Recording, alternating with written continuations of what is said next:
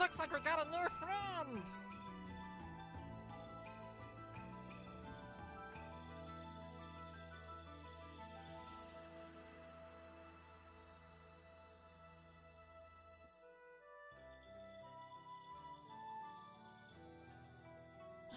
Looks like we got a new friend!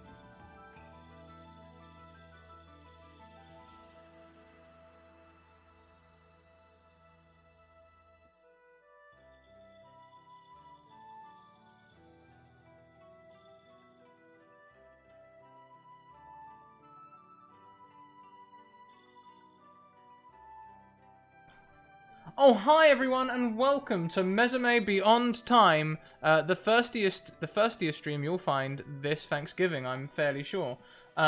Before we get into it, let's go through the social links. We've got Discord, Twitter, and YouTube. Discord for the community, YouTube to catch up. Twitter, send me a DM and I will find you a game. Simple as that. Between the 23rd of December and the 4th of January, I am running 40 games. Actually, make that 41. Because I believe we're also doing the off-the-table Lady Blackbird Christmas one just, like, before I start as well. So, 41 games between the 23rd and the 4th of January.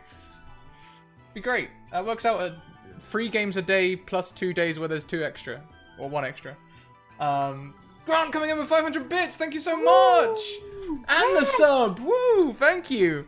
I've caught wires around everything. So I'm in a bit of a flustered state. Let's level with you, chat. XSplit was like, oh hey, there's an update. Stick around. Might be able to teach you a few XSplit was like, hey, there's an update, and it was like, oh, by the way, your computer's broken now. So yeah, thank you so much. Welcome. That's the person who I use this voice line for. Anyway, welcome to the FAG family. Guys, what else have we got? We've got Patreon. Go and check out our Patreon. We've got free articles down there about D&D, other TTRPGs.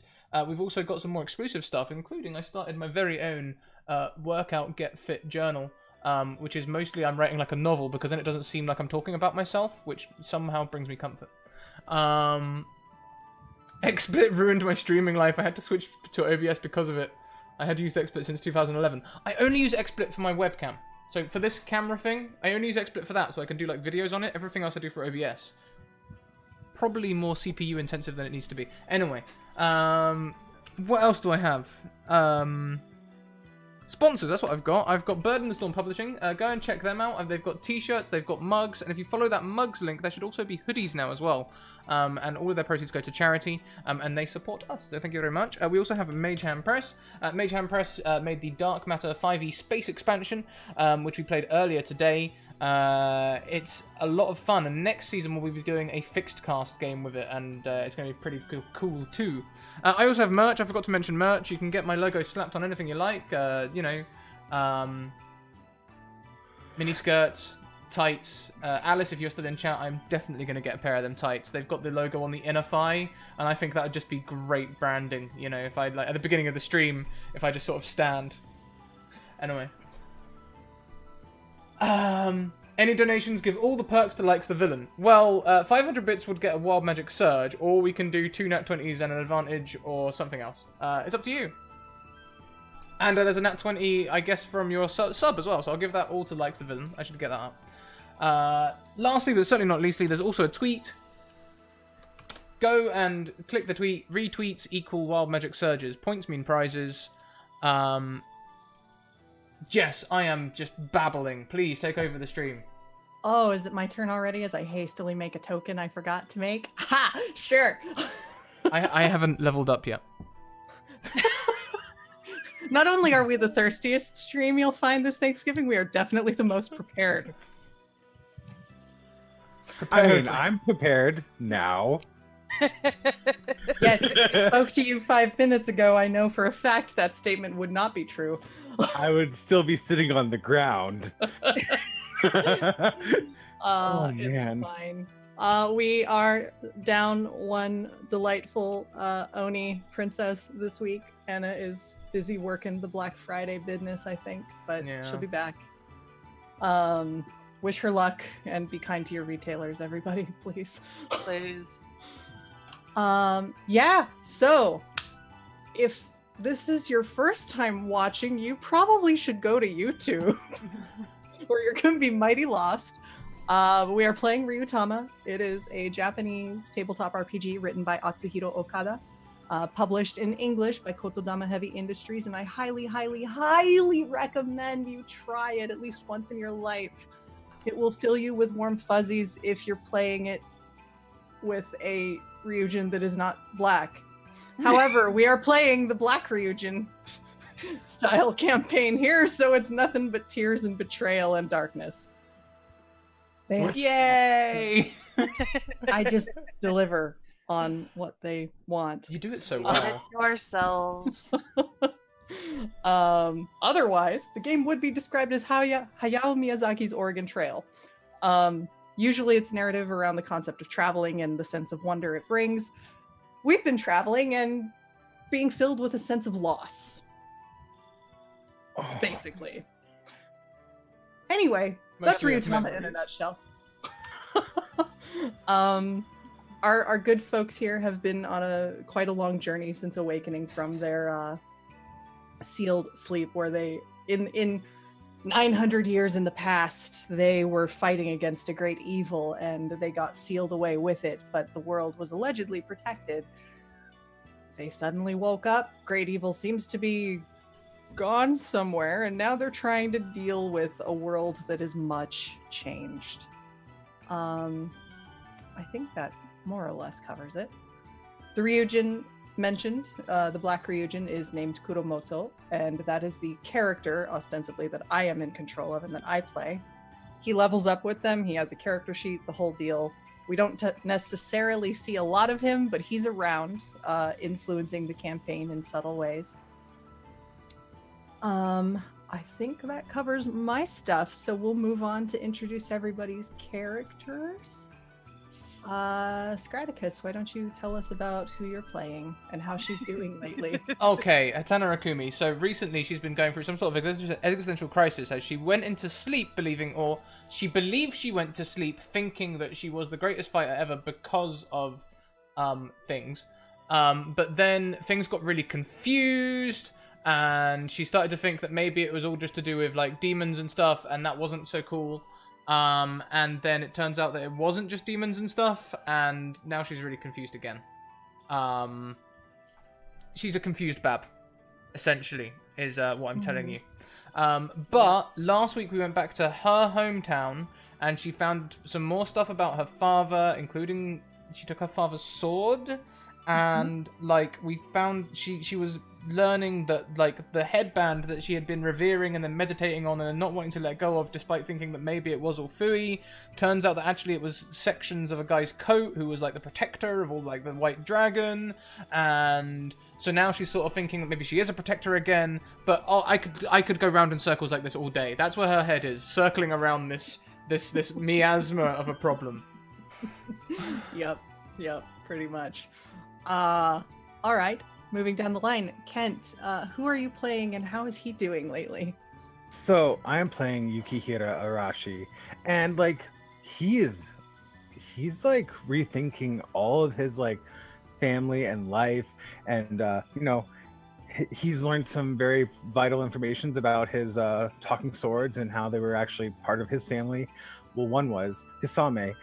He was actually a great whatever uncle of mine, and he fell in love with an oni, which weird, you can't do that. And one of my relatives actually sealed him in the sword, and he's now having like mind messed upness about that, because I'm not going to curse right now, but he's mind messed up.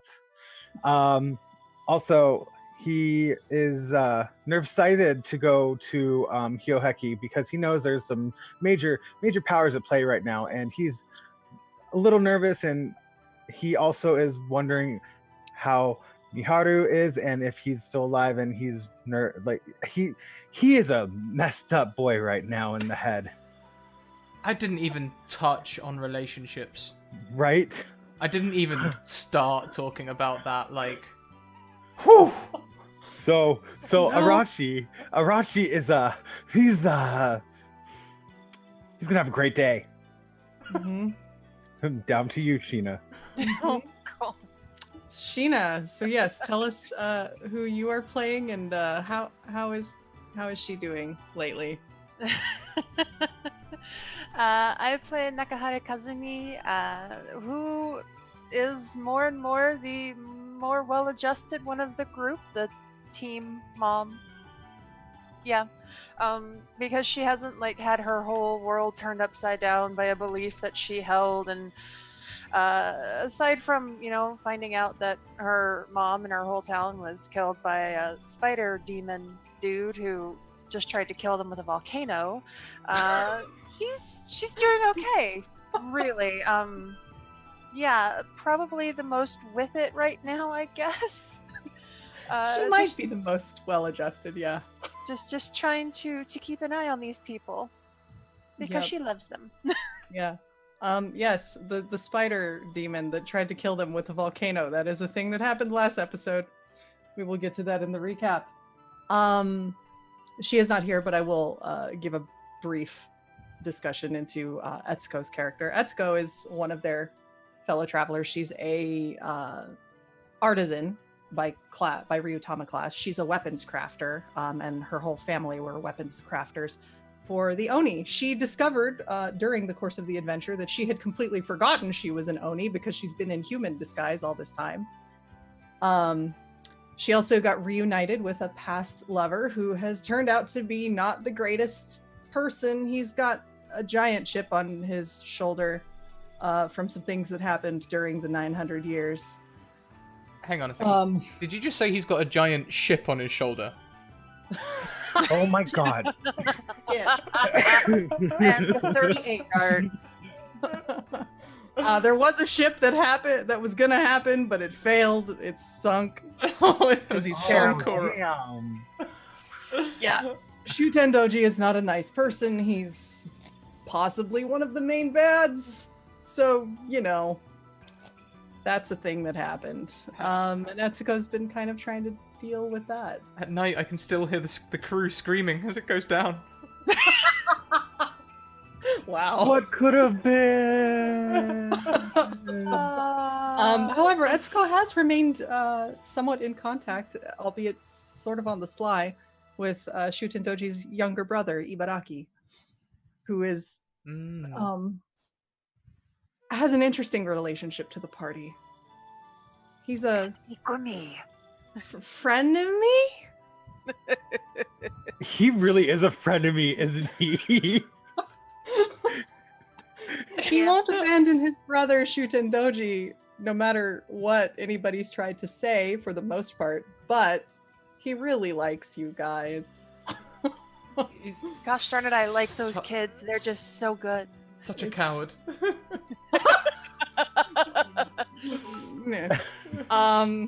And Miharu, the last important character of note, is a character we've really only seen in flashbacks and dreams, because when the party awoke, he was no longer with them, but he used to travel with them on that journey 900 years ago.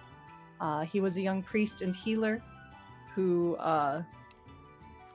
was very gentle-hearted and kind, and sort of found his way into the hearts of pretty much the entire party in some way, shape, or form. So yeah. Oh, look at that sub. Doll. Aww. I waited. Thank you, Ken. Thanks, Kate. All right. I think that covers a lot of the important folks that we've met over the course of this journey, plus or minus a few. So, we are going to... 1 second, I'm not quite prepared. Let me just get all my stress-eating supplies. You do that while I get Okay, I'm good, I'm ready. Oh, I need to level up still. I haven't done that. Oh my god. It's really fast. It's really easy. Everyone, please hold for 5 minutes while we... No, it's fine. It's fine because we have an amazing person amongst us in the body of Sheena, who sends us these brilliant recaps on how to level up. It's great. She knows the Ryutama rule set probably better than I do at this point, so... It only took her like 10 weeks and now she's like pro at it. Mm-hmm. Me, I'm just like, what do I do, Sheena?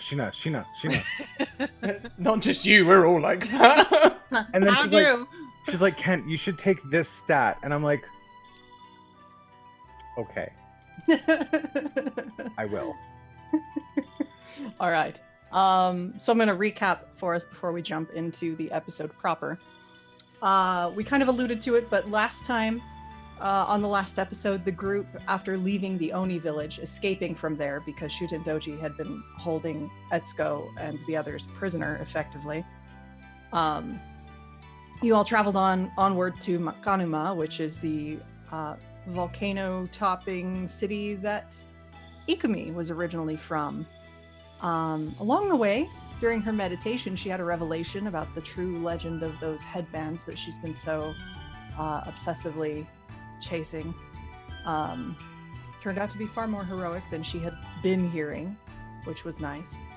Ikumi and Etsuko had a lot of time where they kind of bonded over their mutual, like, having the rug pulled out from under them-ness. They hunted a boar, as I recall, and got some bacon for the party for breakfast.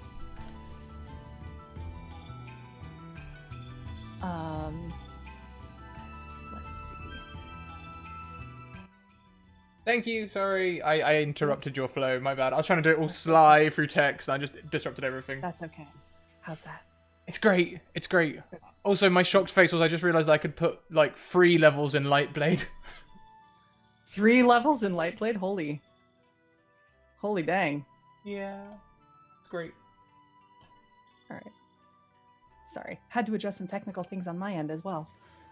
Okay. Yes, there was bonding and bacon, basically, is a thing that happened. And then they got to Ikami's village and found that it was basically Pompeii. It had been covered in ash at some point well after Ikami had left on her mission. The place was, the volcano started spewing ash and exploded, and it was pretty ruined. Nobody had survived. She had a long time of reminiscing.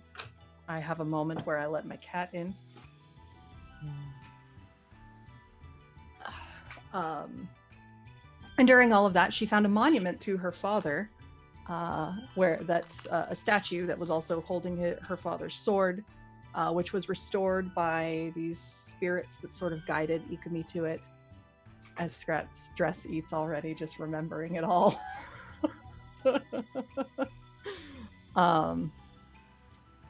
What else? And then, in the midst of all this sadness and these memories, the spider demon sorcerer Ogumo showed up just to say hello and to kick the volcano awake while they were standing on it. Fortunately, someone else that you had along with you that's been a very helpful element of late, Iroha, the kitsune, showed up and whisked you all away in her magic flying carriage to get you off the volcano safely. And you flew for a ways until you landed in a deadwood forest with the ice ridges of Hyoheki in your sights. And that is where you were headed when last we left off. My apologies for the Borks. So many Borks. So,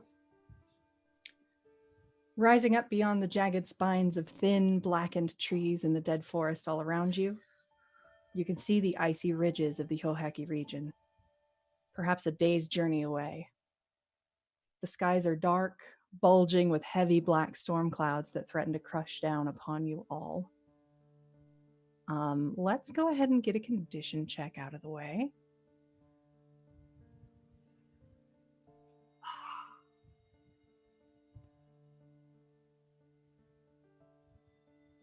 I'm still awful at condition checks, even with all these dice. I haven't put a single point in strength and spirit.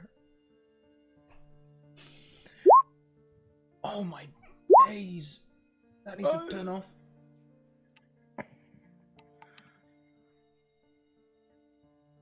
Is someone's background bleep coming through?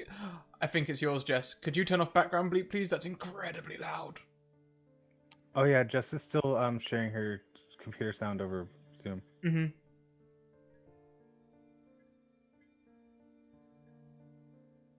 Looks confusing, Tater. Actually really, really simple.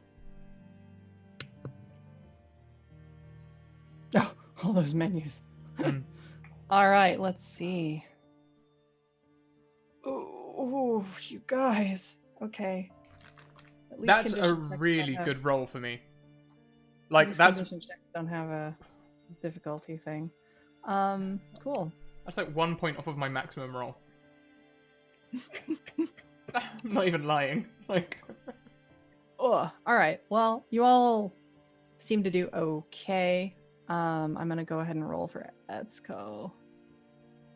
Just gonna kind of Jaeger pilot her while she's present. Now, my condition check, does that remove my exhausted condition? Because I was at exhausted 4. We'll say yes. Okay. I think it does, but I don't remember 100% sure, and I don't want to check. So, gosh, I should probably let someone else roll for Etsuko because I'm me. Sorry, Anna. All right. So as you're standing there, Hyoheki is not far. You flew a pretty good distance away in the carriage before landing to get away from the volcano. So you cut a fair bit off your trip. And Iroha is sort of walking along with all of you. How is everybody feeling as the environment is becoming increasingly more oppressive? It's pretty dark thanks to those clouds. It's almost like it's nighttime. You really can't tell if it's day or night at this point. Well, okay, so based off the just the condition check, I think that Arashi is like feeling like this is not how it's supposed to be near like my hometown. Like this is not how my area is, and it's like almost pitch black. And yeah, he's very nervous. He's very just not feeling so good about it.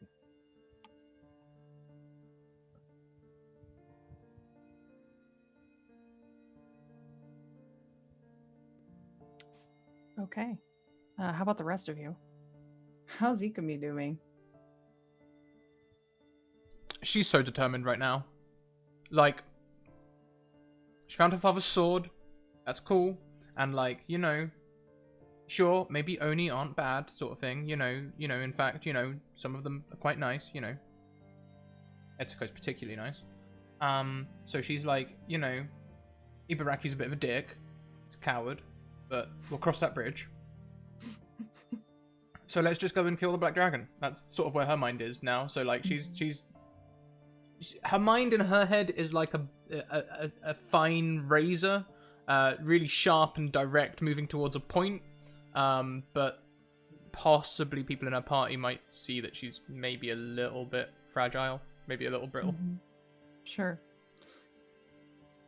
How's Kazumi holding up? The darkness is definitely unsettling, but it's kind of that feeling of being both nervous and ready to face whatever's going to come.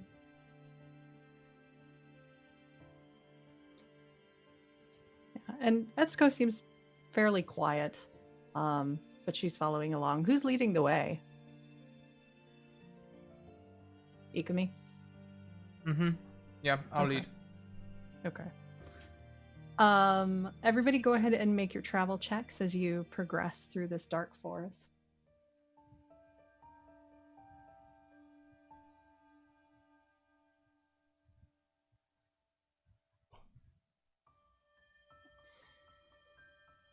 Okay. Why does Roll20 hate me today? I'm having a good roll 20 today. Yeah, Ikumi. Better than last week. Ikumi's all right. Ikumi is coming out of this flunk by force. Yep. All right, let's see how does Etsuko do.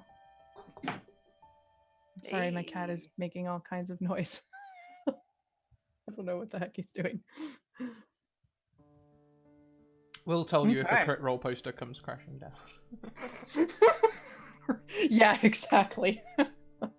No, it's the other one. He's going to drop something off my bookshelf any second. Okay. So, Ikumi, you are fine. Oops, I should roll as Etsuko. There we go. Etsuko is all right. Arashi and Kazumi, please have your current HP. Our target number for this terrain is 11. Of course it is. What?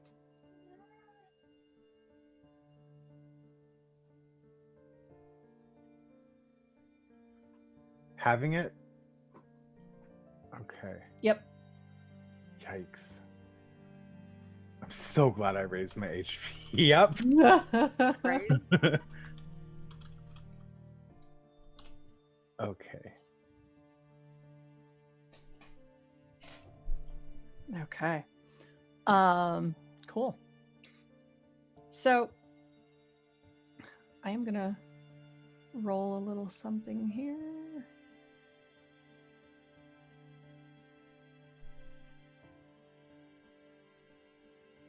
Okay. Ikumi, as you're all walking, you hear kind of a distant sound. You can't quite tell where it's coming from, echoing through the trees, kind of bouncing around, and it's just a Choo, choo, choo, choo, choo. The rest of you do not hear this. It's dead silent in this wood. Can I? I know I don't exactly have like radar location, but can I like try and tell where it's coming from? Like, or at least is it up high? Is it on the ground? It's pretty high up. You'd be pretty on spot on if you were to guess it's like something that's airborne or in the trees.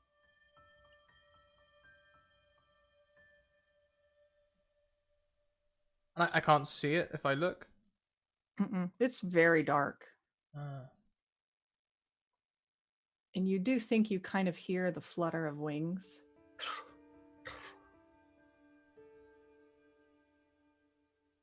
Arashi Kazumi.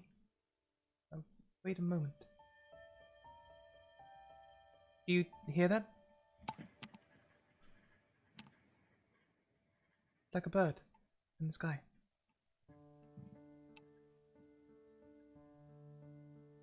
You're muted, Kazumi.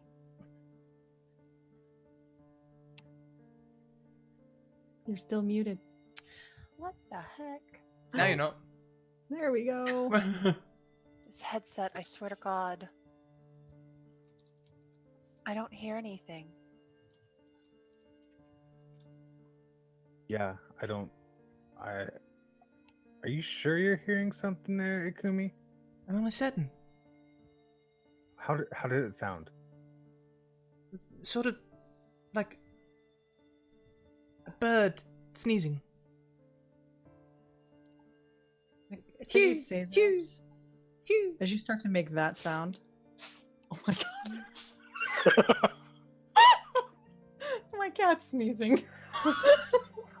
I have I psychic heard it. powers. I heard that one. All I hear is Etsuko cat sneezing.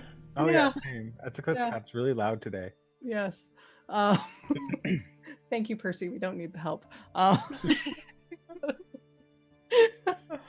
it was on point. Well done. Yeah. Foley is sometimes provided by my cat. But as you say that and you make that noise, imitating the sounds you heard, Ikumi, Iroha kind of turns sharply and looks at you.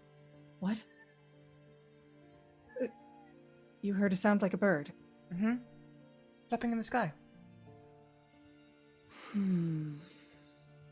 She sort of casts her gaze upward. And in this darkness, her eyes are very, very bright. She's not putting on any pretenses of being human anymore. You can see her fox-like ears. Her hair is pale and white. A few of her tails are splayed out behind her. And her yellow eyes are just kind of looking around. Yo, Suzume. Be careful. If you hear it again, let us know. And don't follow the sound. It didn't sound bad. They're a kind of yokai that likes to lead travelers astray in woods like this. They usually come with a companion that's significantly more dangerous. Not more So dangerous you- than me. Just watch your step in these woods, all right? Okay.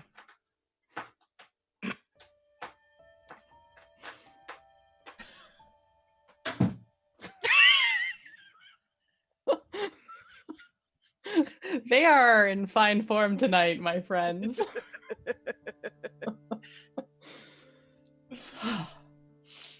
Dead. Okay. It's fine. They're definitely not trying to ruin the mood. So you proceed on. What does this, since the two of you kind of didn't pass the travel check, what does this look like, Adashi? What's happened as you're traversing the dark forest that makes you struggle? So it's really dark, and there's Akumi who's not really leading us. She's like, yeah, she's in good spirits now. So Akumi's like just like bouncing from one tree to another, just like, I know where we're going. And Arashi's like tripping over like the shrubbery, like he's like just like tripping. He's like twisted his ankle a little bit. Hmm. He fell So into. you fall. Oh, he fell like 5 times. Okay. Because Akumi's like, we're going over here. No, we're going over here. No, we're here, here, here, here. Look, And she's like, okay, I had a bit of a flunk. I stopped dancing. I could be completely out of shape. I need to get dancing again. right. She's like doing backflips off trees and stuff. And Arashi's like, I'm gonna keep up. And he has a bad day, and now he's having a bad travel. He's not doing well. He's just like, okay, I'm just dust himself off and try to keep going again, falls again, but he's doing it. Okay. Yeah. Kazumi, how about you? Not trying to keep up with Ikumi because that's not happening. But definitely tripping over some of the underbrush and losing her footing a few times, not completely falling, but managing to catch herself, but still unsteady. Mm-hmm. And her walking stick ain't doing shit for it. Yeah. All right. So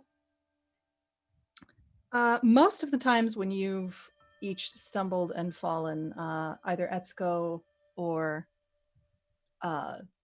Iroha will tend to reach out and catch you before you fully hit the ground. However, one of these times that Arashi, that you stumble and your knees hit the earth, the moment they do, you hear a howl in the distance.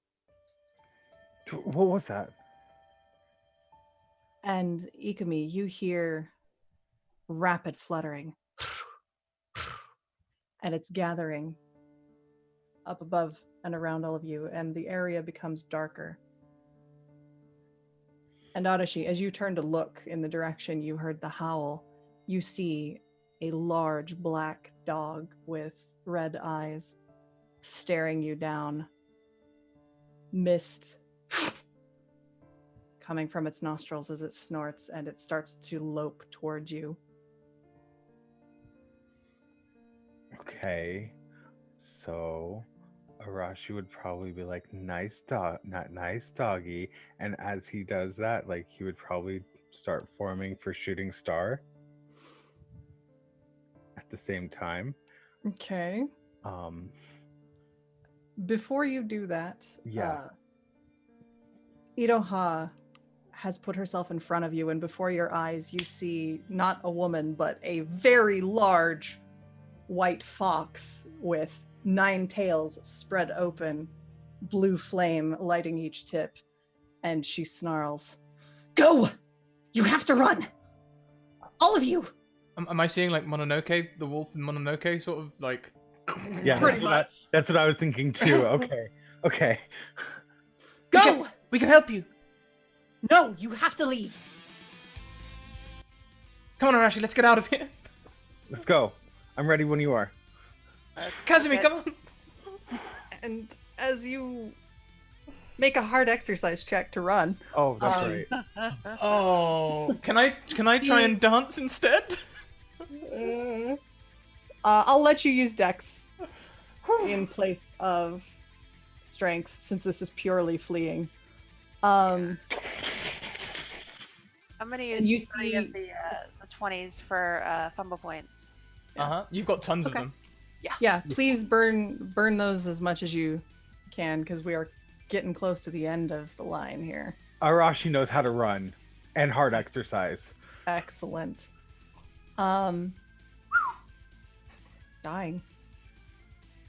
Okay. Yeah, and as you are fleeing, you glance back just in time to see Iroha pouncing on this creature, and it's just a black and white mess of 2 canine creatures. Can Arashi just like stop running for 1 second and just like take that in for like just whoa? Is that a kitsune as well, or is that another different creature? It looks like a dog. Okay, so what's that? Okay, he just wants to watch a battle between 2 different types of like spirits. Mm-hmm. And When he's he just, Yeah, stops- she's taking a bite out of it, but it seems to heal itself in just a massive shadow every time she does. of course, yeah. when he stops, I'm just gonna reach back and grab him and start dragging him with me.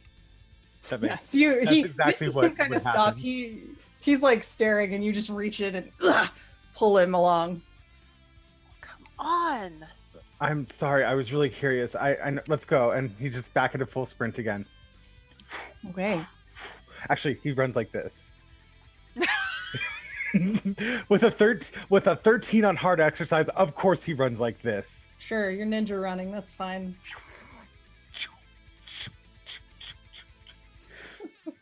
All right. So you all flee, leaving Iroha behind in the forest, leaving the sounds of that distant shouting behind. Do you think she's going to be okay, Kazumi? I think she is. I mean, she's saved us plenty of times. I know. But, like, he looks really strong.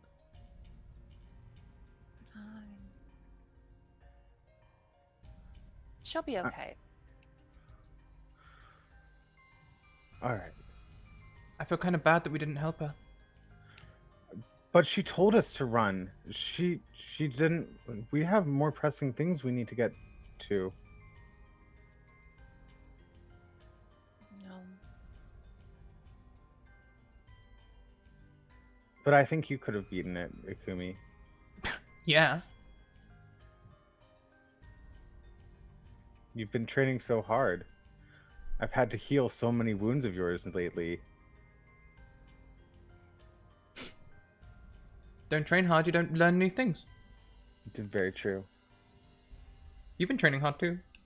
I mean, I've been listening to Hisami and Suwata. They've been teaching me cool things. You know, for a split moment, I thought that when I found my father's sword, maybe he might speak to me too, but I'm kind of glad he hasn't been bound into a sword or anything like that. That was actually a major relief. Yeah, that's kind of a dark thing to do, is to put someone's soul into a sword. So Yeah, your family's fucked up.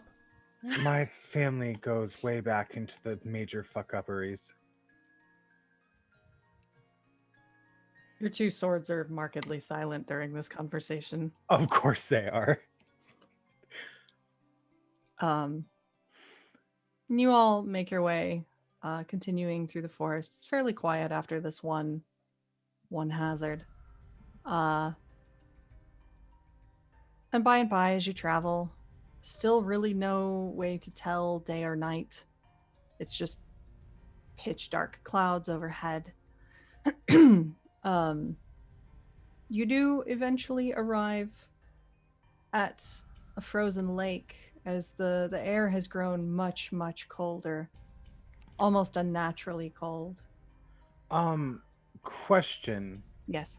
Would Arashi, since it's almost like the area, like, would he know, like, is there a role that I could do to be like, oh yeah, I know where we kind of are relatively to, like, where we need to be, kind of thing? Like, You don't need to roll for it. You're outside of your hometown. okay, so this is Of probably the Shimotsu. lake.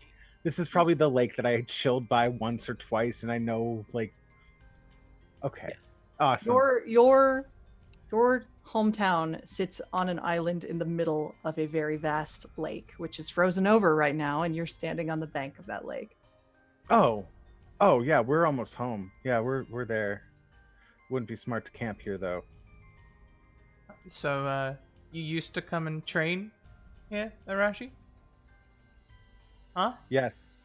Yeah, I mean, I used to come to this spot several times. It's a nice place to get away from the 6 older brothers and the crazy father. Uh-huh. Get a bit of alone time out here. Yeah, it's nice. Hmm. And when the sun hits the trees just right, it starts to make rainbows because of the crystallization. It's very pretty. Oh, that does actually sound really nice. Yeah. Markedly, it doesn't look quite that lovely now. All the trees that you've been around are all just dead, blackened spines. They look like they've been stripped of everything. And Also, notably, there doesn't appear to be any way to get across unless you choose to walk across this lake. I should probably mention as well, maybe the reason that Ikumi did so badly at the stealth check is because she's also wearing her sleeping bag. What? It's cold as fuck. She's from a hot place. This is cold as fuck. Oh my She's god, like that's wearing it so- like a kigurumi. And is it like a? Is Like it she's right- wearing all of her clothes and her sleeping bag. Like So Arashi's not. He's like just like chilling, like with his like, you know, just essentially, Akumi's gonna look like most of the Southern Americans next week at PAX. So me. Yeah, pretty much. Pretty much. No, Arashi might like pull out a like scarf or like put the hood up on his like cloak, but like he's kind of unfazed by this weather. So the only option is to cross right here. How far from where we are to the actual city? It'll probably take you maybe an hour of walking. It's visible in the distance, but it's not, a hop, skip, and a jump. This was not a small lake. You would have had Right. to sail across if it was Right. not frozen. That does make sense. We could always Notably, camp here for the night. notably, it is not normally frozen over. It's cold here, but the water doesn't usually freeze in the lake. Oh. That is weird. What's wrong, Arashi? I just didn't realize that this is the lake. This is the lake that shouldn't be frozen. Like, okay, it ices a little bit, but it doesn't actually freeze. Like there's like during the winter it gets like, you might have to just poke it and the ice will crack, but like it never looks this solid and frozen. Got to be something that's happening due to Enma. Yeah, probably. I mean, it's probably never been this dark except for nighttime either. It's not even usually this dark at nighttime either. Also worth noting that it is spring, late spring. Yeah, this ice should not be here. That doesn't really make me feel comfortable walking on it then. I mean, I knew it was unnatural. it seems very unnatural. How can anything be this cold? It must be unnatural. Okay, fire Not a girl. volcano. Just because you live in a fire world doesn't mean there aren't Look. other areas that are like not yours. Arashi, I am stubborning this out, okay? You literally ran away from my volcano.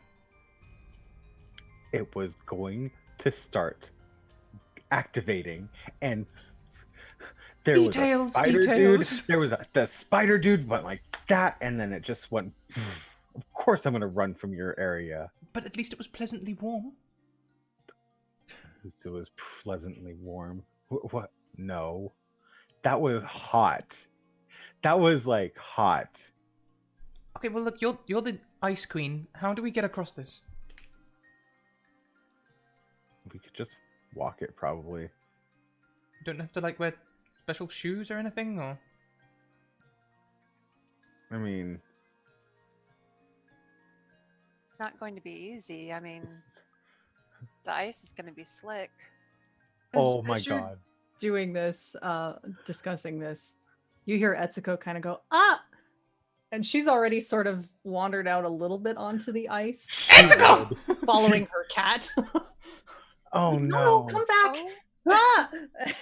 And she sort of is like, hasn't lost her footing, but she's like slipping and sliding a little bit. Etsuko. Etsuko. Arashi, Are you I got this. I'm fine. are you I think. I don't know. So I have a really weird idea, and I don't know if we can actually play this out, but could we somehow make something to be like ice skates? There's lots of wood around. Etsuko might be able to fashion something, but it might take a while. Okay. Or we could. Oh, we could do like cleats, like ice cleats. Yeah, ice picks on the bottoms. I mean, Ikumi's practically wearing some. She just needs something sharp to go on the bottom of her. Right. You want to modify my shoes? It'll give you more traction, and you can fight better on ice. You could also just find a stick and sharpen it and use it as a walking stick to help guide you across. Once Yeah, I'll again, be doing that. Arashi overthinking things. Yeah, let's look for sticks and then sharpen them. No. I quite like the idea of having spikes on the bottom of my foot. That sounds pretty badass.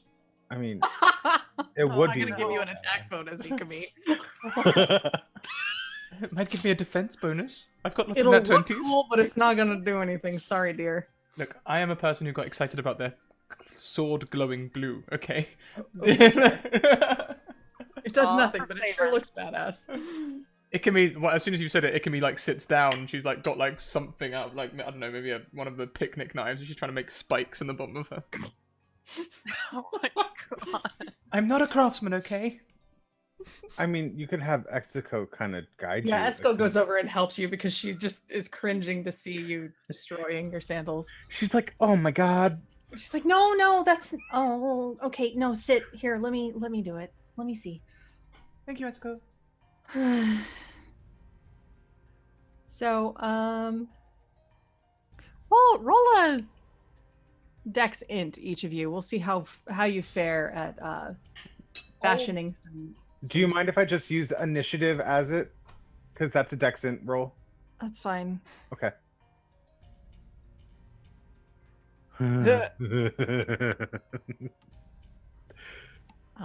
Well. Arashi's like, "I'll just go barefoot, duh." Oh. Okay. Where are you gonna find a bear? Ikumi, you had help. You clearly had Etsuko's help, so you did fine with your fashioning your sandals into something spiky and usable. The other two of you, none of the wood is really. Is it just ash?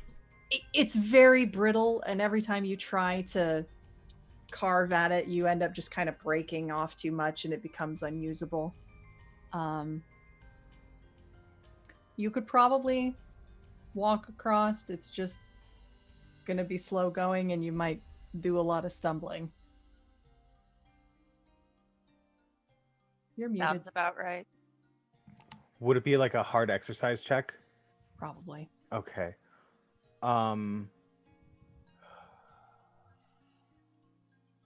Basically, the pace you'll go, a normal walking pace, it would take you like an hour. The pace you're probably gonna have to take it might be about double that. I'm gonna roll a nat 20.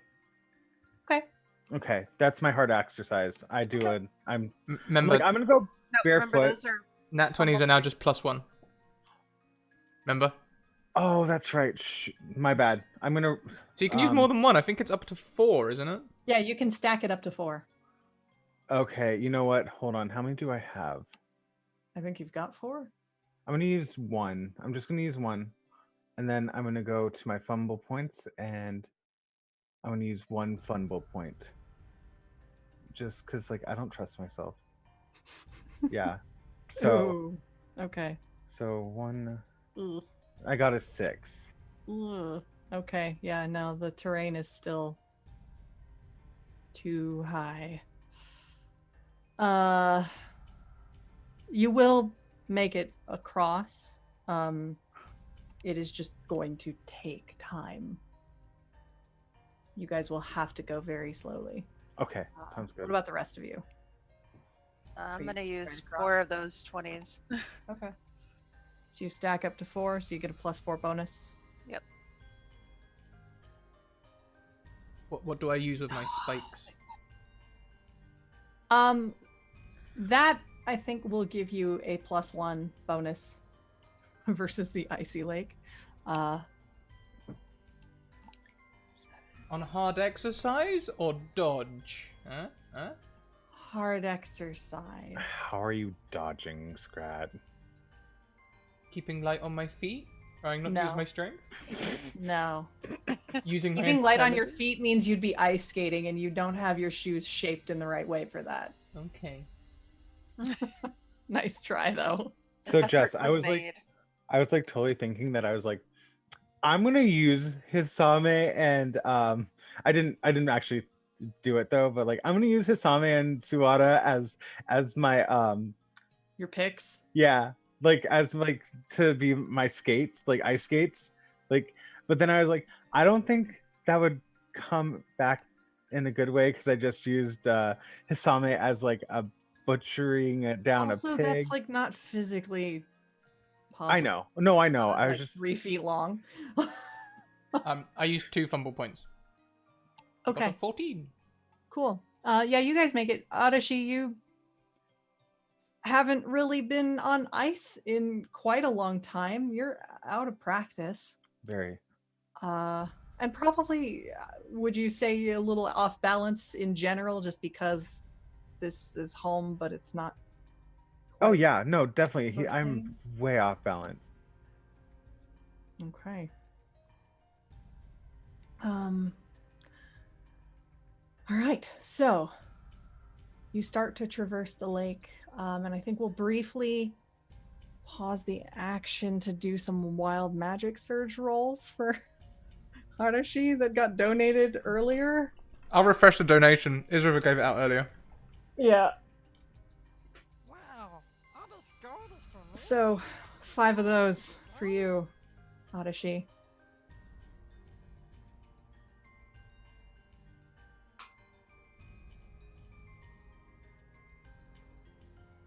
Scrat, what's the number now? 614. 614. Okay.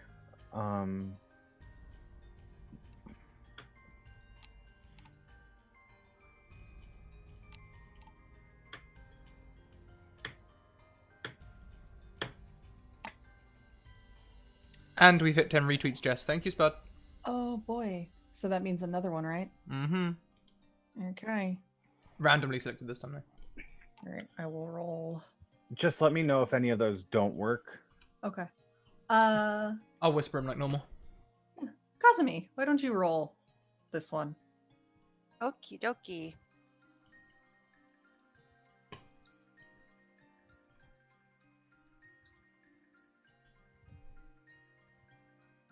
That's 2 on brand. That's fucking ridiculous. Okay. I don't know if that one's really gonna matter, but Yeah, it doesn't matter, but we'll capture it. it suits.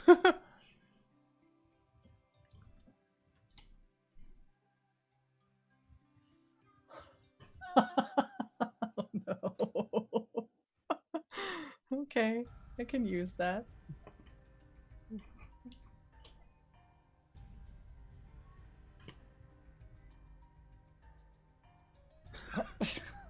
Fuck. Okay. I'm not even looking at them in the. You guys know that in Scraticus' Discord, you could follow along with all of these wild magic surges, or you could make your own. Just go into the suggestion box of Scraticus' channel.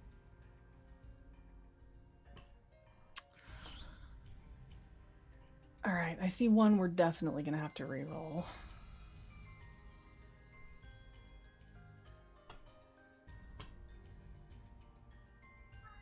$525, that's high.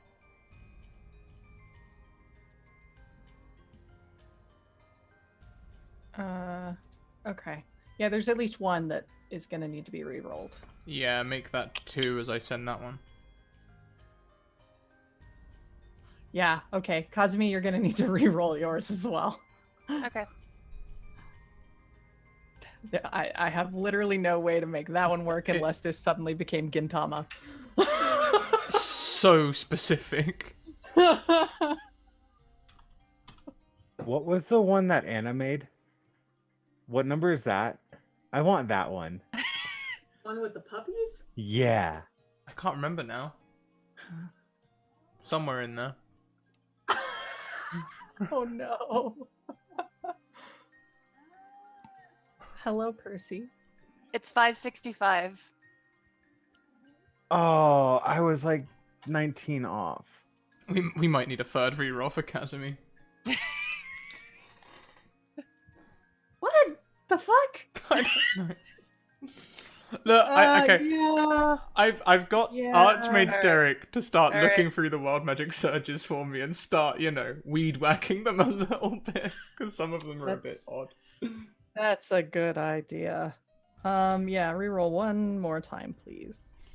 Okay. For Oh, Kazumi. What? Whatever. All right, fine. We'll make it work somehow.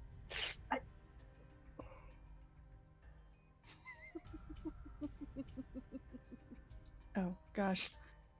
Highly recommend when you are wielding two separate computers, you don't try typing in the one. I did a dumb. It's fine. Typing on the laptop to impact the PC is not actually a thing that can work. unfortunately. I've done that. I've done that. Newsflash, doesn't actually do anything. It's fine. Nope. Okay. Back in the industry days, we had one computer that controlled two machines, the most expensive machines in the factory, and one time I put all the wrong settings. Yeah, that was a good day. I never told anyone that was the reason production was so low that day, though. I remember when. No one else understood the machine, so I just corrected it when I realized and just. Nobody saw Yep. anything. It's only a mistake if you get caught. There you go. All right. Learning very important life lessons here today on Ryutama. Now that we've done all of our wild magic surges, those have been captured. They will be dispensed accordingly. So the party is crossing this lake slowly, arduously. And as you make your way probably about halfway across, you start to hear a low rumble under your feet Oh and the no. groan of ice Oh and no. the snapping of ice around you. No. Spread out, spread out, spread out, spread out. yeah, we're spreading out. Okay. Yes, you're as you scramble to do that, we're going to kind of cut away, pulling back from this view as the thin ice starts to break and shatter, and you all are struggling with this. And we're somewhere in the castle, looking into a pool over which stands Ogamo, watching all of this happen, dangling a few threads over the water from his long, spidery hands. Took them long enough to get here, I suppose. We'll play with them a little while. Make it seem a little more difficult. What do you think? Delay some time? He glances to one side where a boy in black funerary garb stands. 4 horns from his head, long black hair, scarlet eyes. Kuromoto is watching, observing all of this, and he nods. Do as you must. Give them time. We still need them to be here.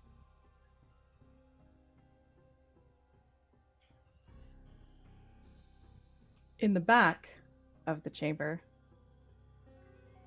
we see a young boy in pale, white-colored priest garb, light pink sakura-colored hair, roughly, pale eyes, looking absolutely horrified as he sees his friends battling this broken ice. You can't do that! They're going to be hurt! That's rather the idea, Miharu. Don't worry, I'm sure they're strong enough to see their way through. It's just a little test. And Ogamo twists his hand in just such a way. And outside, all of you on the ice feel it lurch up underneath you. Everybody, please go ahead and make a hard exercise check to keep your footing, to keep hold of this ice. Hard exercise? Is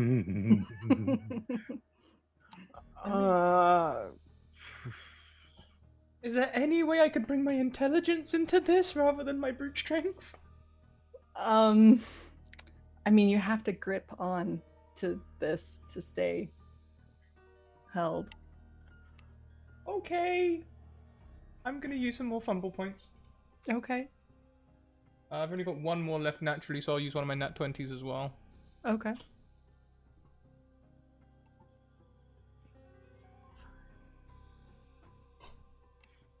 I should probably roll for Etsuko. See what she's got. Actually, Scrat, if you don't mind, I'm going to give you control of Etsuko's sheet. Yeah, of course. It'll just be easier. There we go. Go ahead and roll for her, if you would. Mm-hmm. Give me a second, let me just rearrange things. I'll pop it out and put it somewhere so Sure. it's easy. I don't have a dit access, I've only got view access. Oh, dang it. Hold on. My bad. It's alright. There we go. Thank you. Yep. Hard exercise, yeah. Yep.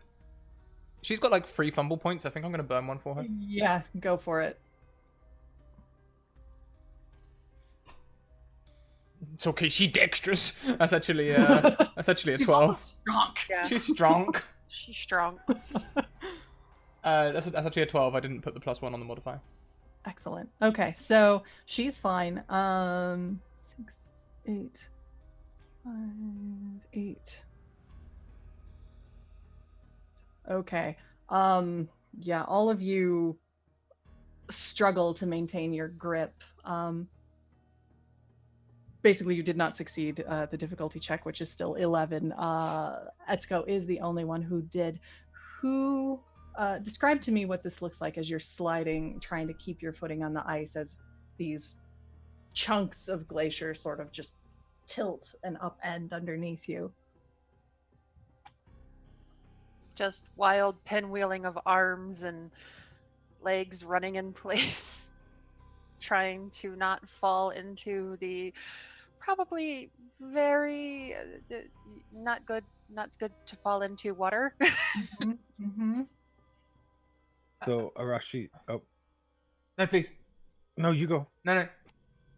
Arashi's like, probably like,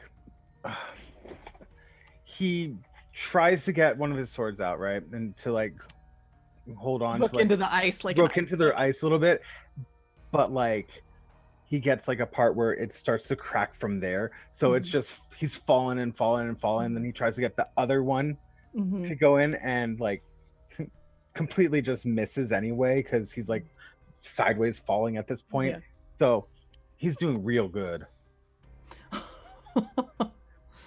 So Ikumi. Ikumi is desperately trying to think how she can get out of this.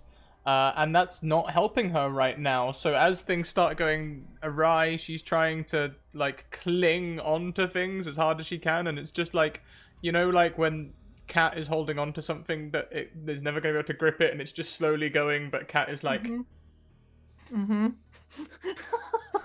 God. that is Ikumi. And worse, she drops her sleeping bag. Oh no. Oh, Yeah, no. you see it plunk into the water and just slowly sink and disappear into the darkness. Etsuko manages to her quick thinking, she whips out her axe and chunks it right into the ice and manages to get a good hold and is just kind of hanging on there. Ikumi, she reaches out her hand and tries to grab you. Can you have her roll a second hard exercise check to see if she succeeds? Oh, she is not strong. Oh, Not drunk on that one. Yeah, I would say she tries to reach for you, but you've just slipped out of her grasp. And you hear her, Ikumi! Etsuko, why have you forsaken me? Well, who has Miharu's fan? Arashi. Last episode we said Arashi had it. Okay. Yeah. Adashi, as you are just, the water is practically reaching to your ankles and you are feeling pretty hopeless at this point that you can't climb your way back up in spite of using Tsurara as much as you can as an ice pick, and she's encouraging you, just, young master, come on, you have to do this. You're muted. So mute. I'm trying as like just slip. How's your grip on Hisame, or is he dunking into the water yet? He's like, I'm holding on to it, but like I got a weird slant when I tried to dig in, so Yeah. it's like he's probably in the water going.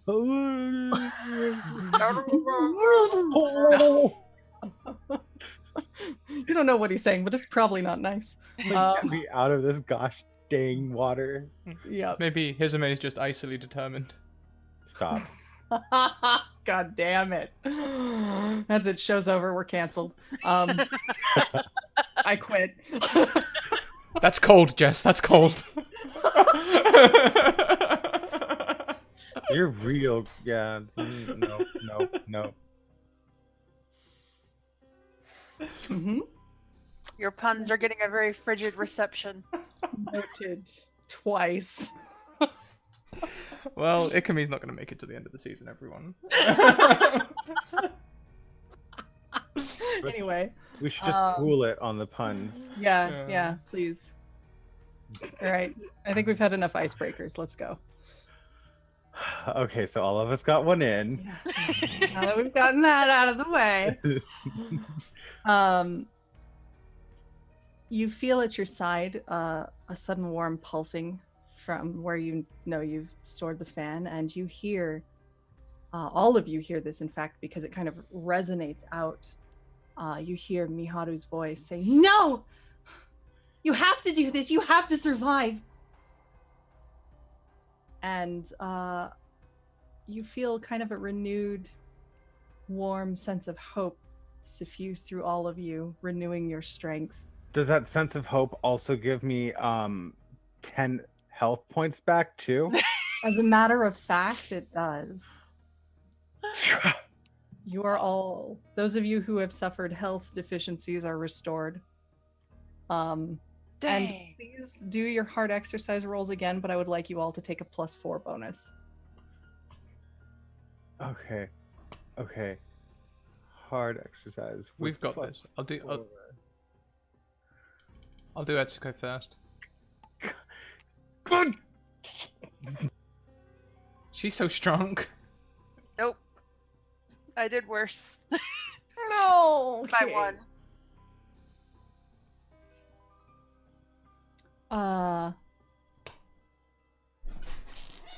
Holy shit!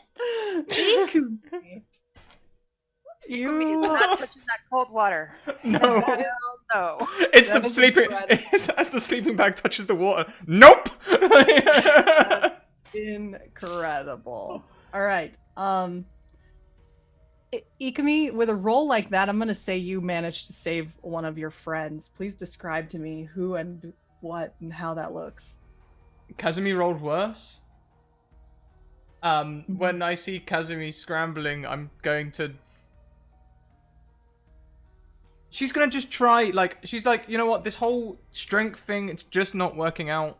So she tries to push off of the ice and start bouncing off it instead, like she would dancing.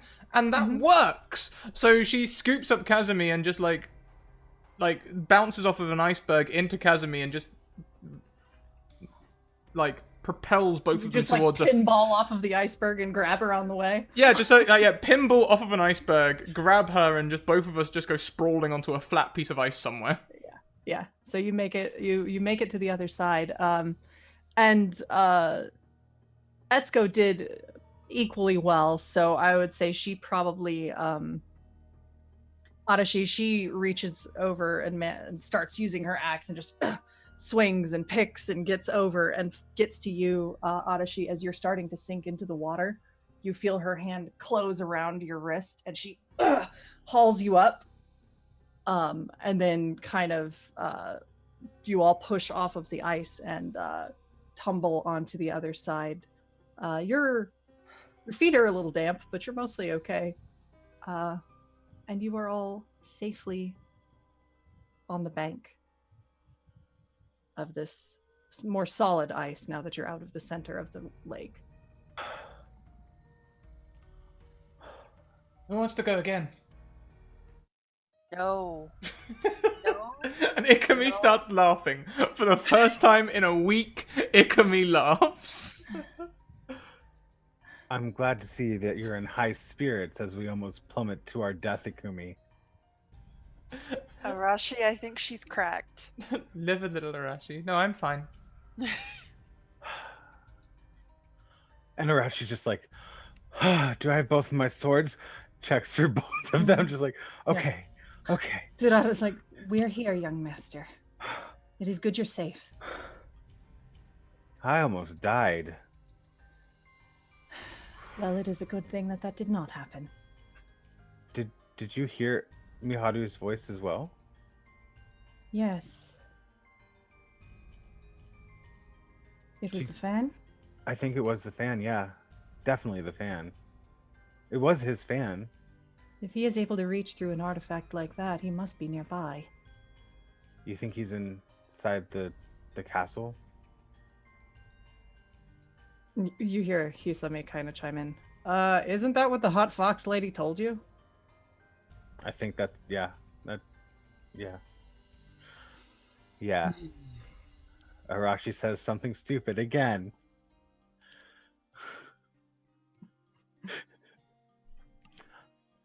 So, should we go in? Should we sneak in? What should we do? Well, I say we go in, lay down our challenge to fight them all to the death, and come out the victors. Kazumi, what do you think? We're here. I mean, clearly they know we're here. Like that ice seemed manipulated. Or would I know that actually, Jess? Would I know that it would have been manipulated? Or because I Make an int spirit check. in spirit check. Okay. Sense. Yeah. Okay, and now Oh yeah. I'm like, That was fucking magic. You know this. we were getting messed with by magic. Obviously, did you see how the ice, like, Arashi goes into like a 10-minute like spiel about how the ice isn't supposed to break like that because he lives in this area. He's just like, now if you know about the ice, it breaks in this way, but it was going like this way, and so that has to be like the magical properties. It had to. I feel like someone was controlling it with like strings or something. So, it might be. The more important question is it Shuten, Ogamo, or Ibaraki? Well, Shuten and Ibaraki didn't seem to have any sort of magic.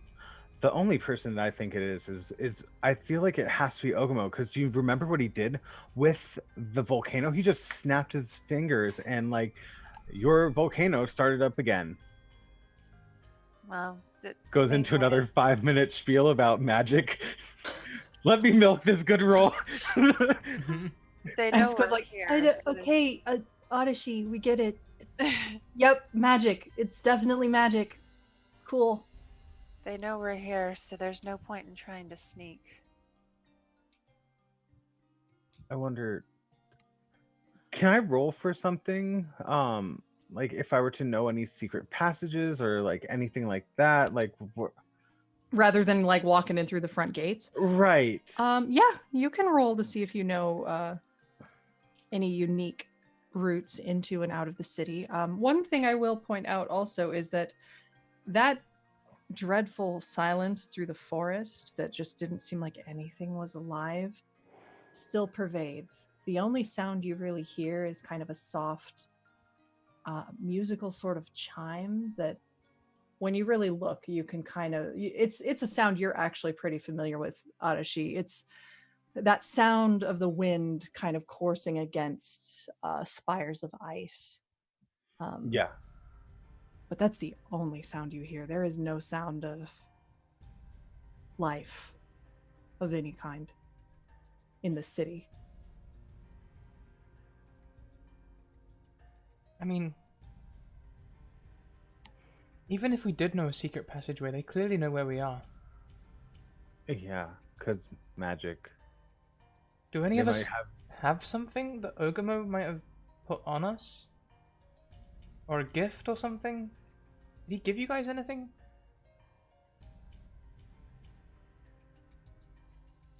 I mean, he could be tracking us with the fan.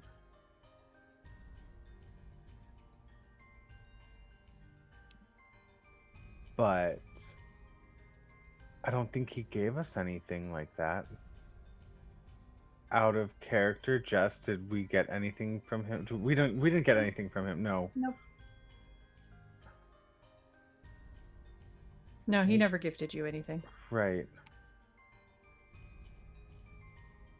I just feel like we're sitting on a strand leading towards the middle of the spider's web.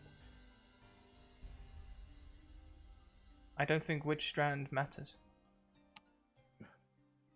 You think we should just do this head on? Well, that's my usual approach, but... I mean, yeah, that is definitely your usual approach. I mean, if you think there'll be some merit to doing something sneaky, I'm all for it, but... If they know where we are, won't they see us coming anyway? It's probably true. But, like, they don't know this city, like, as well as I do. Like, maybe they don't know exactly where one way would go, even if they do follow us through some kind of magic. Who knows how long to find whatever secrets the castle may hold. I mean... One thing my father always used to say is never let your opponent choose where you fight, if you can help it. Do you know anywhere we could try and lead them for a showdown?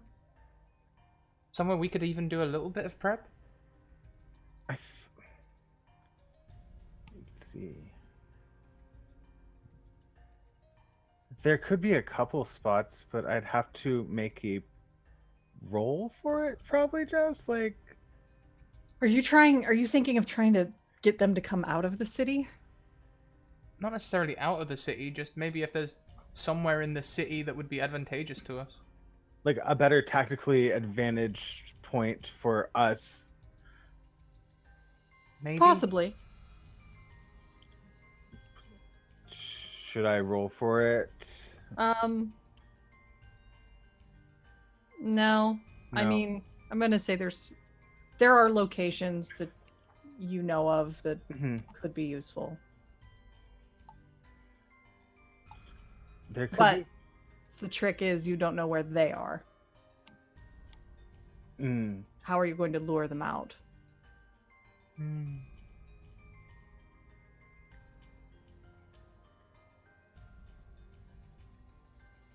From a out of character perspective, you don't have anything that they want that you We know don't, no.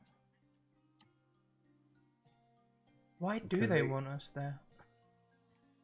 Wait, they don't want us there. That's why they've been trying to turn us back this whole time.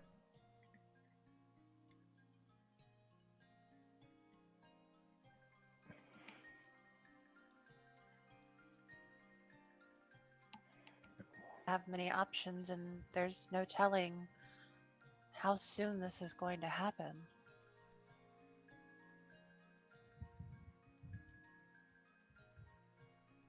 Iroha seemed to think it was going to happen soon, like now.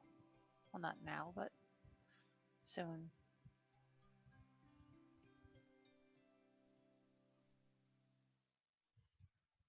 And based on what just happened, I will give you this, Arashi. It's based on what happened with the fan and what Tsurara told you Mhm. and your own knowledge of magic. It's a pretty safe bet. Miharu is in the city, probably wherever they are holed up doing their ritual. You have a strong feeling about that. Is there a way that we can use the fan to track him through magic or some sites like Hmm. like it'll glow high, like lighter, less if we're like hot and cold kind of thing, like No, because it's No. not something that is. It's not your your artifact. If you were to do that, you risk possibly breaking it or breaking its ties to Miharu because you'd have to. True. Put your own Tie it to essence. yourself. Yeah.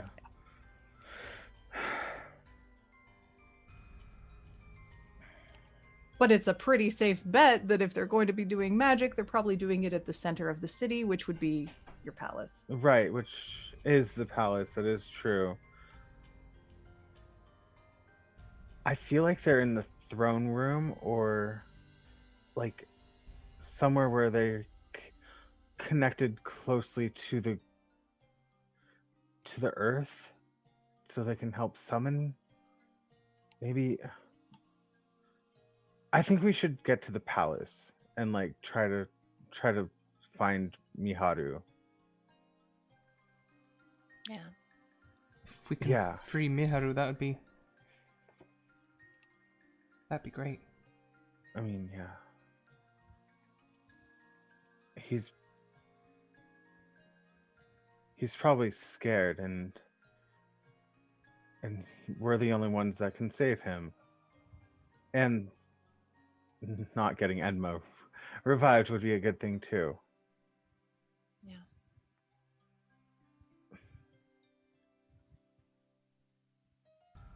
All right. We never So, barred us free.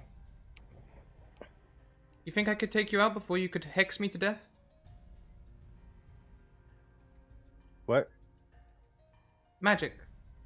I'm not really that used to fighting it. I mean, I'm still warming up from coming out of the cave. I'm not that highly strong at it anymore. I think you can still dodge it pretty well. I mean, Ogamo's power is really strong.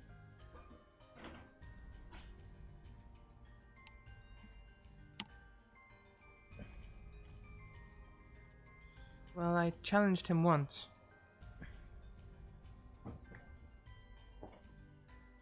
He ran away, so that must mean we're stronger, right?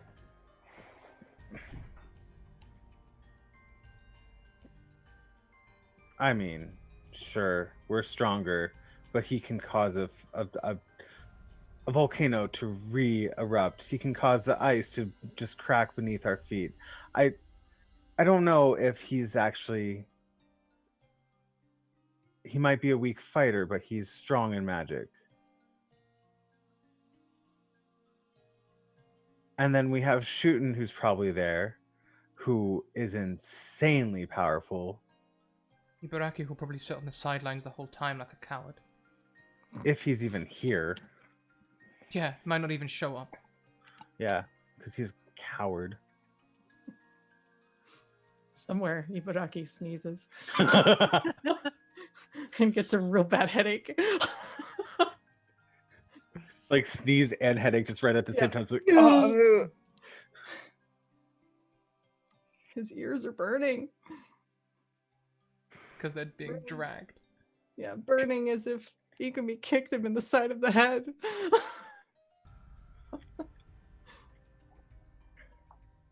I mean, he played it off so cool as well. Anyway,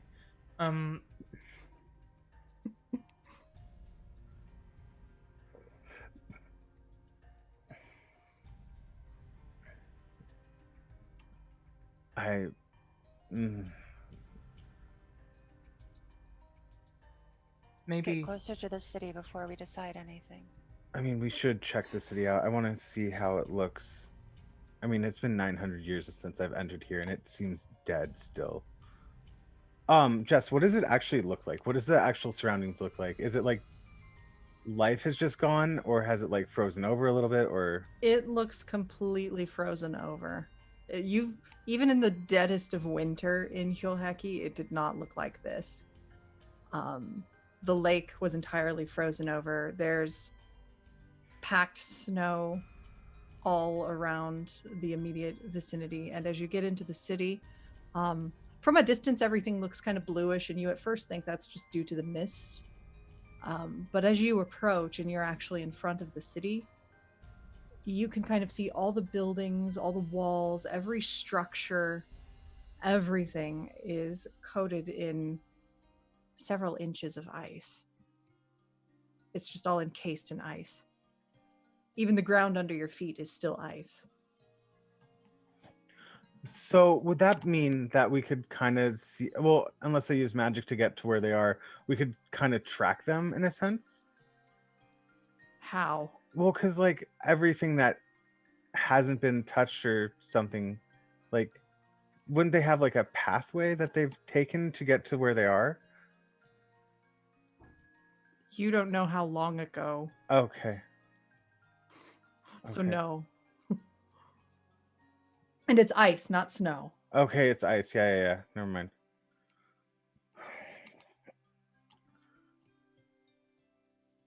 Wow, things have changed.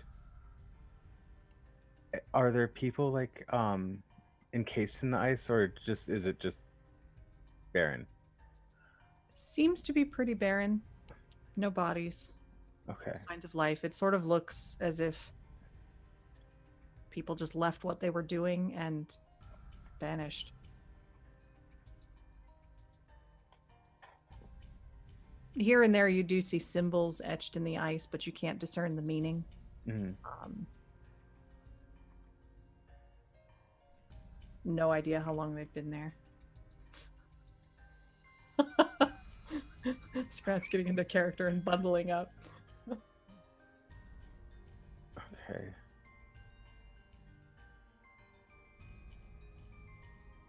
Nothing is obstructed. It's just literally Right. everything is coated in just a few inches of ice, essentially. So the city is as you remember it. It's just like it's under glass. So, Arashi, Yes. where are the warm places? I mean, it is kind of warm. No, No. no. I'm with Ikumi. This is not warm. Not even Don't like you have kind of. like an onsen or something? Maybe we could fight in the onsen. I mean, do you want me to get you a what's the word? I have a spell that can give them the Kotatsu? kotatsu. That's the That's an hour-long ritual. I don't have anything that can help you stay warm in this for right now. I'm sorry, guys. The best is that we just keep moving and think about warm thoughts there, Kumi. Think about fighting. If you think about your greatest fight. Why do you think I was dancing so much in the forest? This is awful, though. Yeah, and you proceed onward. It's really quite eerie as you progress through the town. It looks as though everything just stopped one day, and everything is just sort of perfectly preserved, easy to see under the ice. That was a really weird transition. Scott. That was really weird. It was creepy. Forgot to flip the camera on that scene. Oh. And And it's just, over here is where they used to sacrifice or kill people for the smallest of infractions. Your home is really a lovely place, Arashi. Well, where did everyone fight? I mean, If you fought, you got killed. Huh?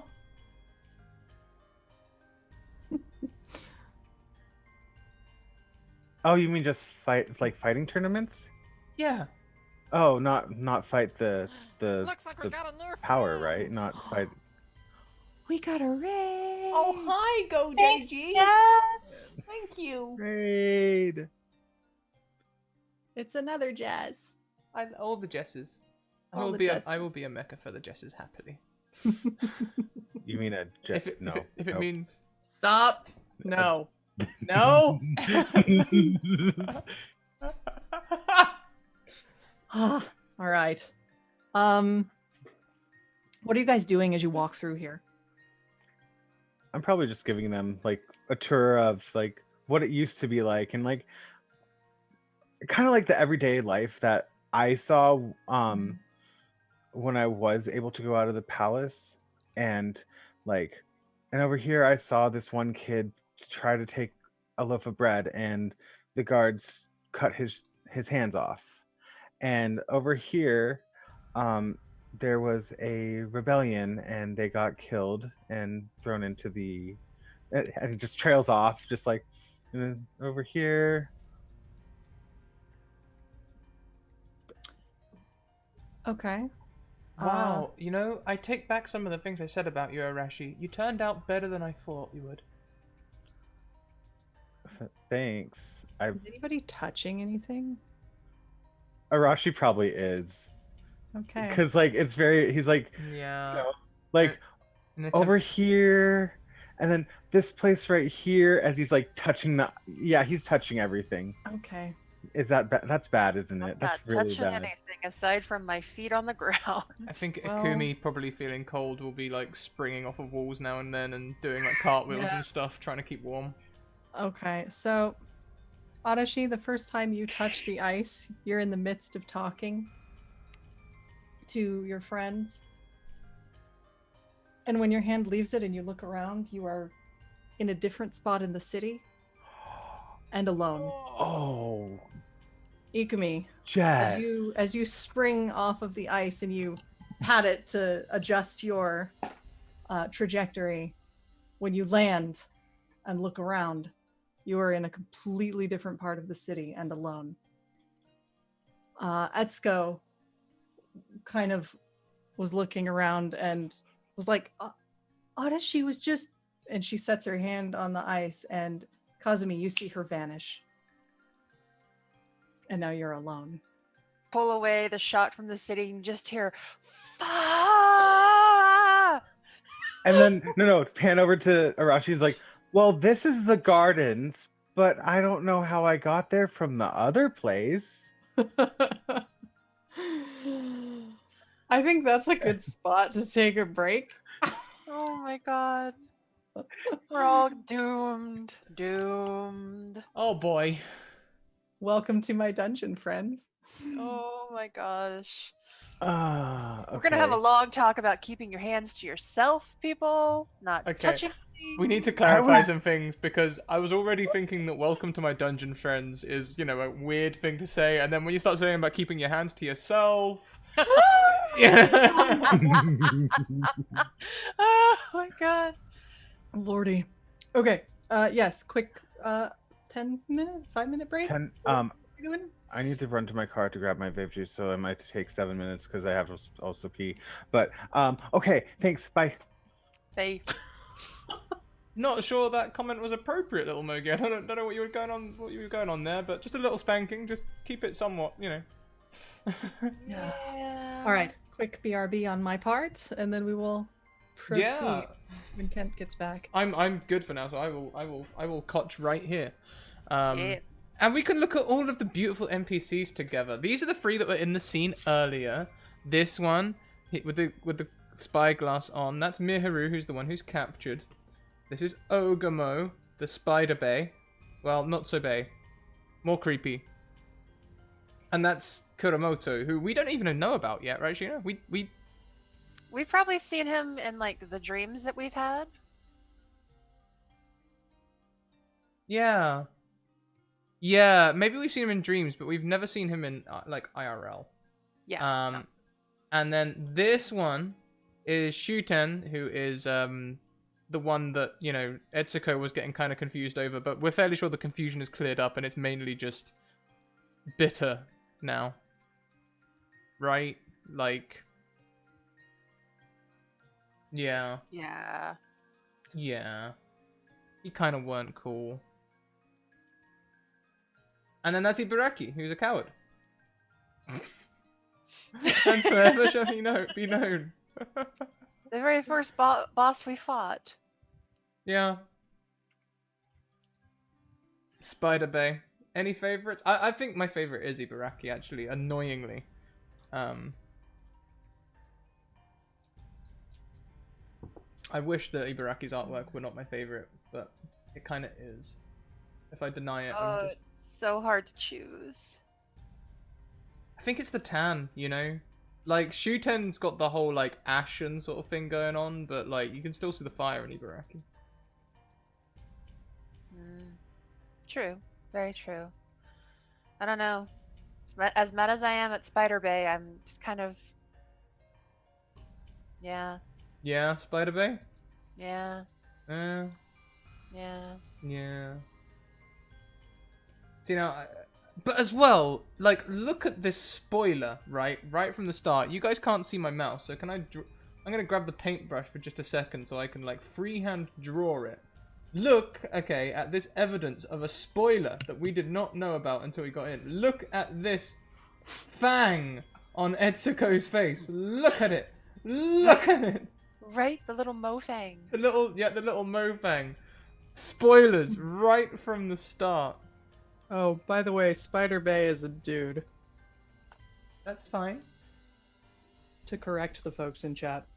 Oh. Yeah. Oh, I see. Yeah. Spider Bay. Dude. I didn't even notice that.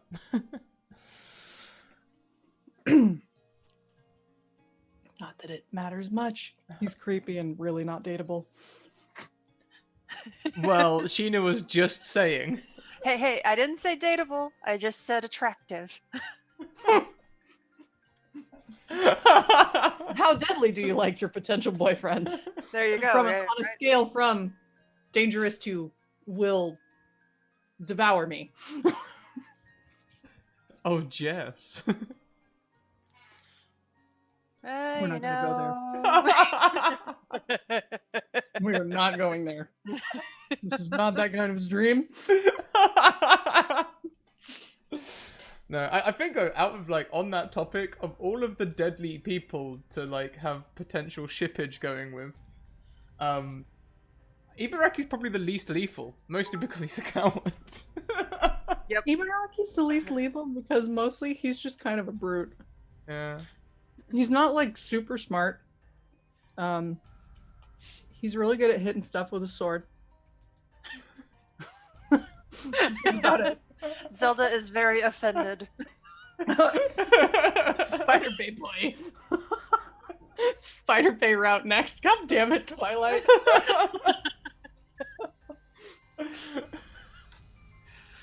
Well, you know, the one NPC that we don't have art for, but you guys you're all thirsting over is Tamaramaki. Oh.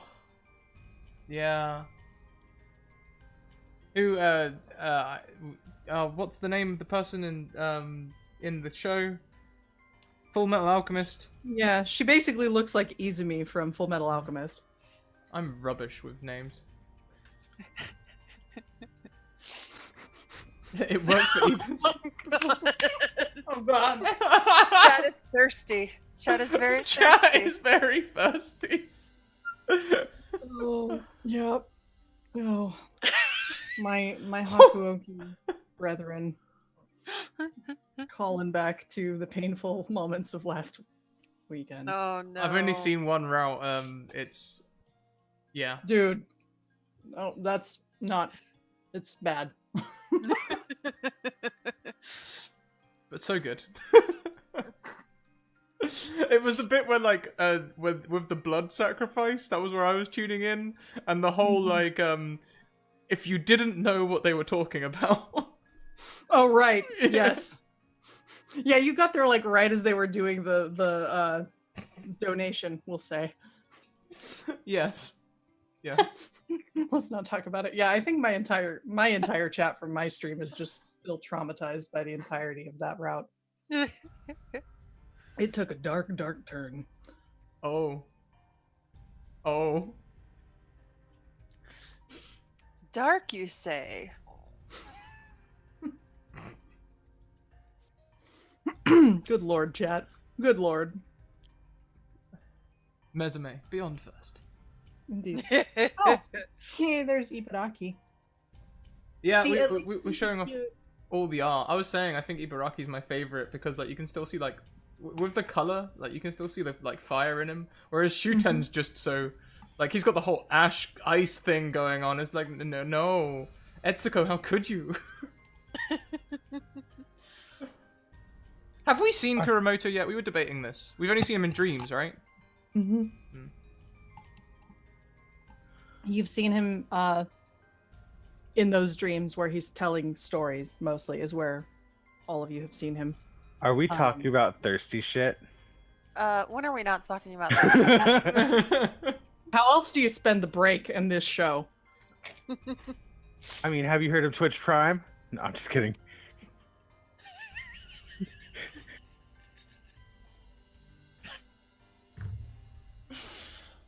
Right.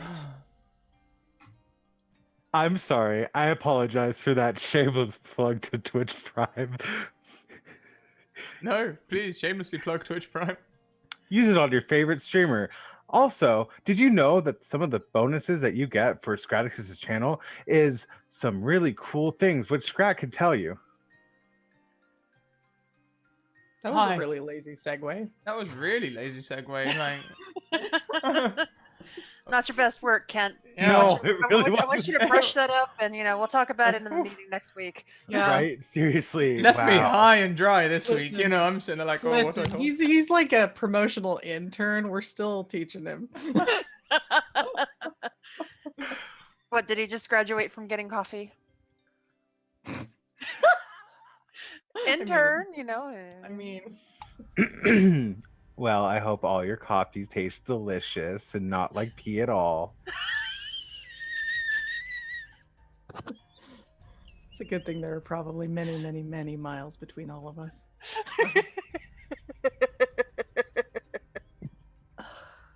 So,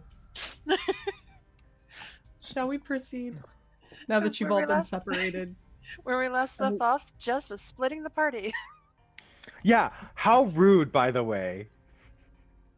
Sorry. I mean, what a conundrum we are in. The anime team. I mean, Isn't it- technically, if you think about it, the party was split from the very start. Oh, with Miharu? Yeah, like We Act didn't have 1, a proper. Scene 1, party is split. You just forgot all about him because you're nice like that. Oh, we are such dicks, aren't we? People mess with their heads. So, yeah, you are alone in different parts of the city. It doesn't take you too long to orient yourself, Adachi, because of course it is your hometown. Okay. But you're pretty far away from where you were with the others. So I was like over here, and now I'm like over there. You're practically on the other end of town, yeah. Oh, okay. And still not closer to the palace. You're just kind of on the other side of it at this point. Oh, I'm in this district. Oh, that's not good. Everything is still quite iced over.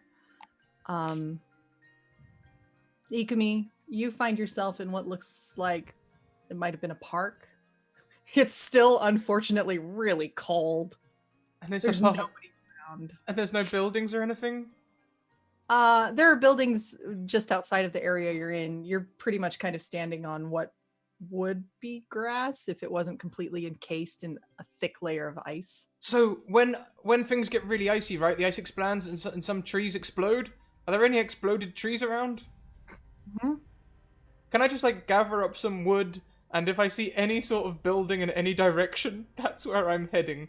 I'm gonna build a Okay. fire and wait. How do you have anything to light this fire? Hang on a minute. I have hopes and dreams, okay?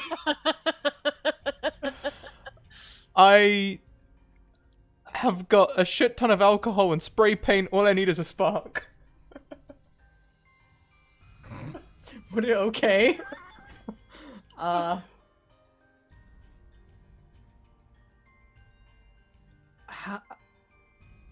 what do you have supplies wise? Did you have any flint or anything like that? You've been the one starting the camps. So Yeah. Hang on a second. I can't do Sure. things at once. I'll just say it. Let's keep unnecessary dick talk out of chat, please, guys. There's a line. Don't cross it.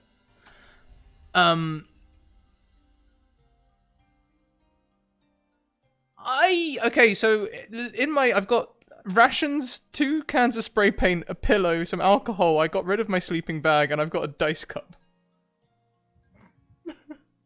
they are magic dice you got from today, though.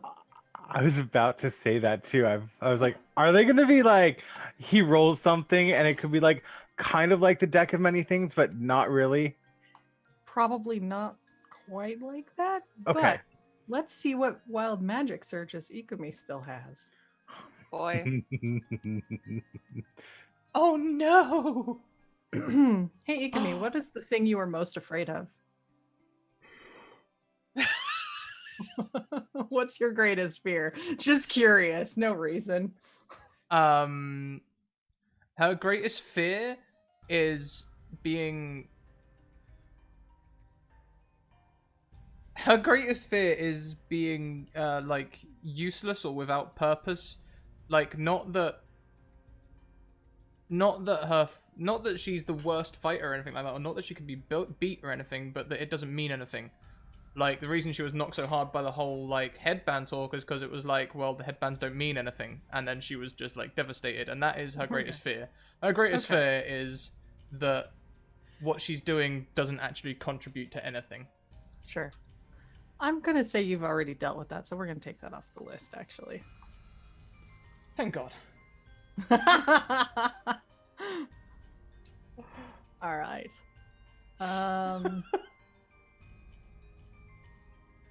Sorry, Sheena in chat. Yeah. Oh, I know.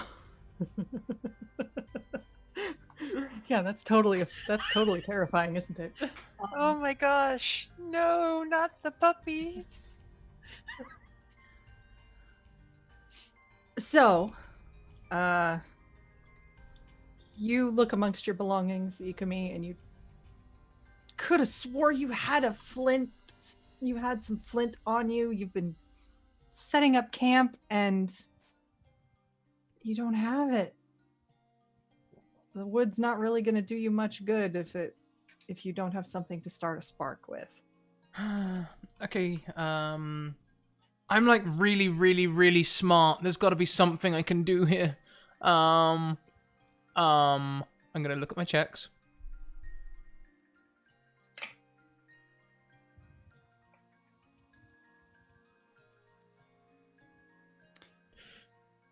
Could I do like not like job knowledge? Maybe. Oh! Could I do a perception, which does involve intellect, to try and find something? You know. You want to like do a perception check to see if you can find anything in the building? Sure.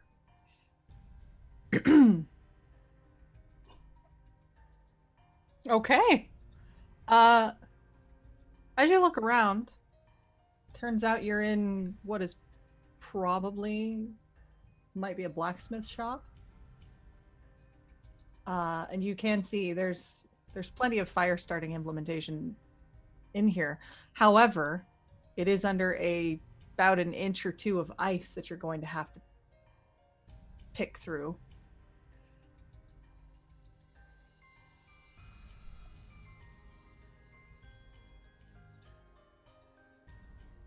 Sorry. Lilmo Gear, you only get one warning. Sorry, bud. Okay, so I need to pick through the ice. Mm-hmm. Which you could probably do. It's just gonna take you a while. Okay, but also that is exercise, which Might warm you up. well might warm me up. So hey, that seems like an intelligent thing to do right now. So we leave Ikumi as she starts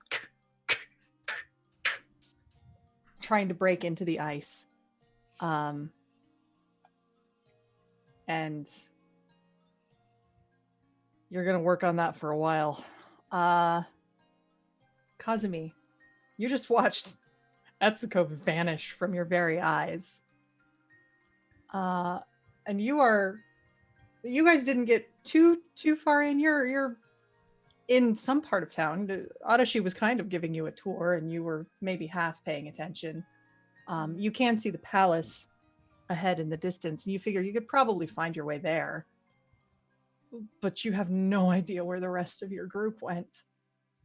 It's probably not the best idea to go there by myself. Yeah, no.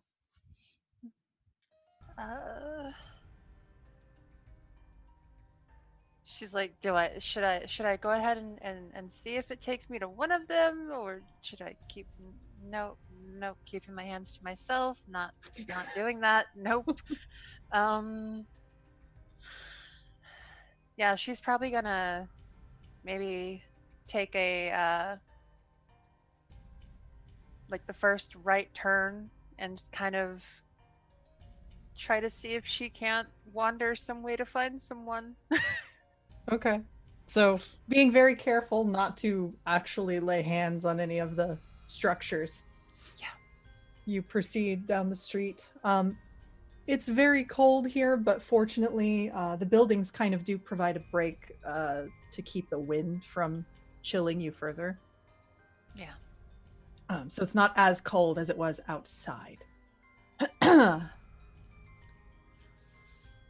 And you make your way through. It's so far not inherently dangerous. It's just very eerie as you wander through. Yeah, after constantly listening to Ikumi and Arashi bicker, and just the quiet is really, really quiet. Mm-hmm. Yeah, there's a bit of sadness, really, and a little loneliness that kind of pierces you as you walk, realizing you have no idea where anybody is. And as you proceed, we cut away and we come to Adachi. You've sorted out where you are in the city. What are you doing? Arashi would probably be going back to the palace, like trying to be like, okay, so I'm like this far away. Maybe I don't know how I got here. Hopefully they're all together. I'm just gonna, just travel in the most stealthiest direction back with her. Yeah, back to the front gates of the palace. Okay, so you decide, okay, hopefully they're all together. They're smart. They're gonna probably make their way to the palace. If they saw me disappear, we'll figure it out. Yeah, we'll figure it out. And Sawara and Hisame are with me, so I'm not too worried. So, you make your way in the direction of the palace, and as you're walking, go ahead and make a perception check for me, if you would. Okay.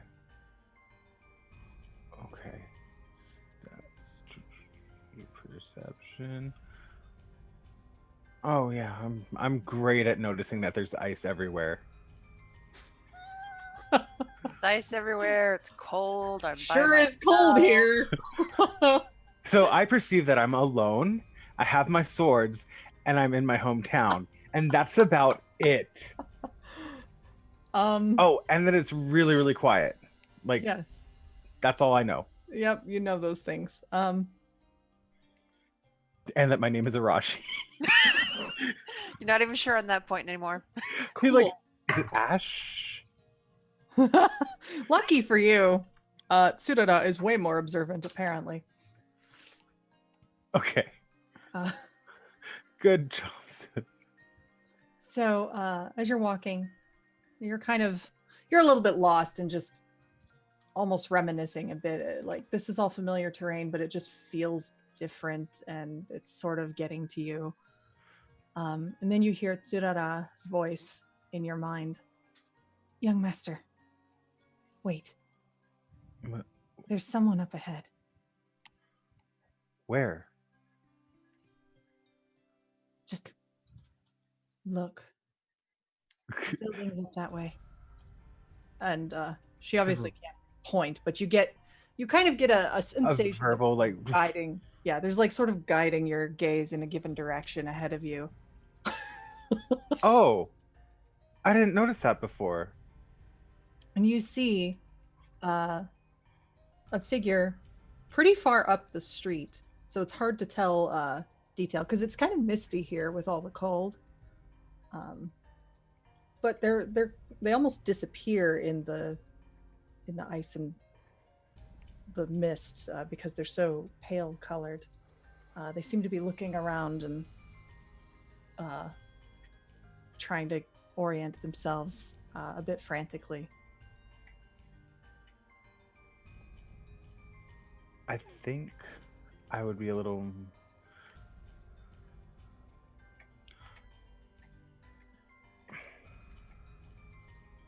Arashi's gonna try to do a stealth roll, maybe, and like kind of sneak up to... Or did they disappear already? No, they're still there. Okay.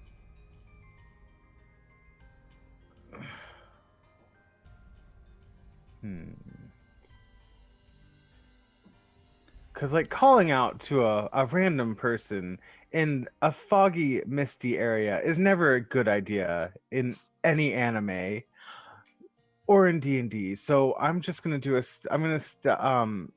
maybe do a stealth check and like kind of sneak up a little further to see if I can make out. It could be like it could be them or it could be like someone else. So I just want to sneak for a better Okay. Yeah. Make a stealth roll to get closer. Yeah. Why am I not? Do I like just walk and trip and like the swords kind of clang on the ground and I'm just like, oh, hey. No, but I will say, in the kind of shoes you all wear, it is a bit difficult to sneak on ice. You try your best, but it's just... and the sound kind of bounces off. You see the figure turn abruptly at that sound, a bit startled, and you hear Miharu. Who's there? Arashi, Yukihara, Arashi. Who's there? Who goes there? This is Arashi? Yeah, that's me. Hi. Oh, Arashi, it's you! And he just runs across the ice, which doesn't end particularly well as he starts to slide and just kind of slides right into you. But he just sort of turns that into a hug. I will hug him back and be like, "Is this real? Are you? How did you survive? Wait, were you in the cavern with us?" Thank the White Dragon. You're okay. I mean, for now. I mean, I'm a little bumped and bruised from this journey. You know, I'm not used to this. Do you need healing? I'm sorry. I'm a healer now. He kind of sets you at arm's length. And yes, you are looking into the face of your friend, Miharu. Looking down a bit, because he's quite short, actually. I saw Okumo had tried to break the ice. I wanted to come help you. I mean... You made it out safely. Thank goodness. Sheer luck we got out of there. And Etsuko, I think. Or was it Akumi? One of those crazy girls helped us. Is everyone all right? Where are the rest?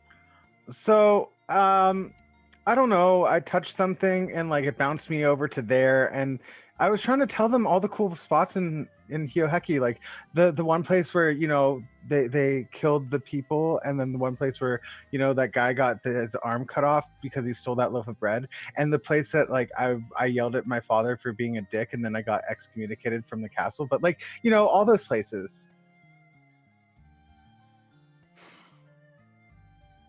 He just shakes his head. Honestly. No, it's still good to see you. Oh, yeah. How did you survive? I sealed us all up, and then it's a little unclear. Anyway, it's probably better if I save that story for when we're all back together. We should try to find the others. How did you escape? A little bit of magic. What little I could still do.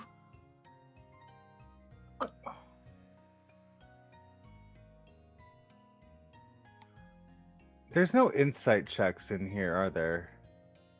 Not quite, but you could do like a int spirit. In spirit. Mhm. Okay, yeah. I'm gonna try to get a sense of him, because like okay. Because I mean, Hioheki through and through. I'm still Sure. like jaded as heck. Sure. Okay.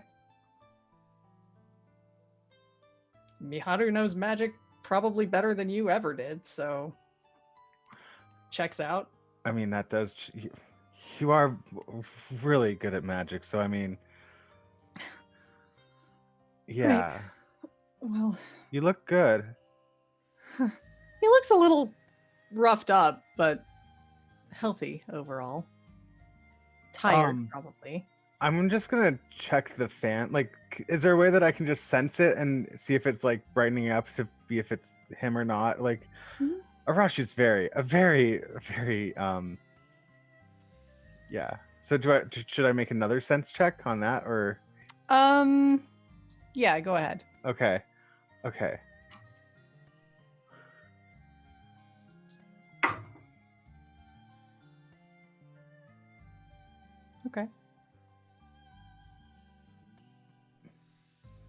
It's not really lighting up, but it also really hasn't been that you noticed since Sure. that one big burst of magic. True. So the connection could have already been broken on it anyway, but. All right. So, what's going on? What do you know? Like, should we just go and try to find them, or like? they're trying to resurrect Enma. Well, yeah, we know that. Okay. Well, what else is there to say? Do you know any ways of stopping him? Have you been around them? Do you know like? Well, the fact that I'm gone means they can't complete the ritual, at least for now. So they need you, right? Something like that. I didn't catch all of it. They wouldn't discuss it in front of me. Listen, All right. we can find the others. Yeah, let's do that. Okay. Are you sure you're all right? I'm fine. It's really good to see you. All of that. Let's. We were so worried about you. We also forgot about you. But like, it's so good to remember you and see you. Forgot. He Yeah. looks a little saddened. Oh, I mean, you're hard to forget, but no, that might have been the spell that did that. If it shattered when they unsealed everything, it can have unfortunate repercussions. It's fine. I know you wouldn't forget me. Well, okay. he smiles. Let's go. Oh yeah, let's go. He takes you by the hand and starts walking. Arashi just like holds it, like just you know, Feels pretty real. it feels pretty real, feels pretty warm, and he's just like, let's go. Oh, chat. All your theories come to life.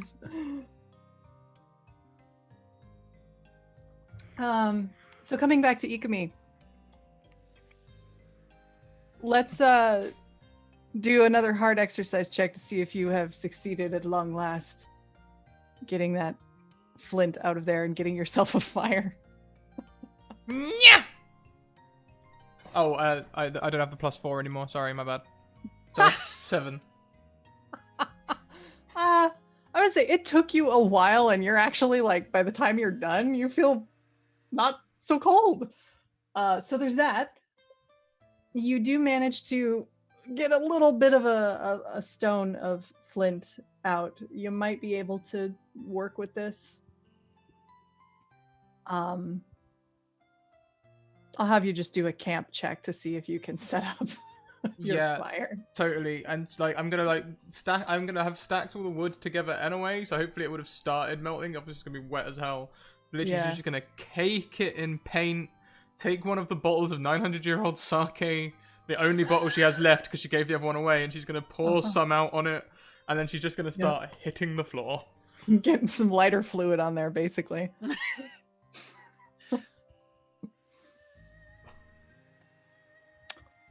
Oh, that. Wow. Yep. Okay. Yeah. Against. Oh, it's because I've got minstrel twice now. That's where the extra pluses are coming from. Awesome. Yep. Against all odds. You try a couple times and you're getting increasingly depressed, and then you're like, no, one more time, and you strike it. A little spark, and it just a flame roars to life, and you have a fire. Oh yeah, and immediately she's like getting the bigger logs.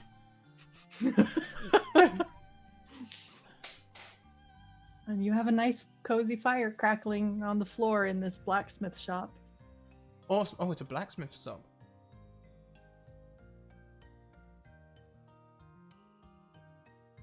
She hadn't really noticed that before. Like, she'd been so focused. So, like, when she's got a bit warmer, she's gonna go and, like... Is there a forge and an anvil around? Yeah, everything is under that layer of ice, though, so it's all non-functional. Yeah. She's gonna, like, look around a little bit. But... I mean, unless there's anything strikingly obvious, she'll just, like, Is there a chimney? Looks like a space that leads up to it. The forge seems like it probably leads up into some sort of flue.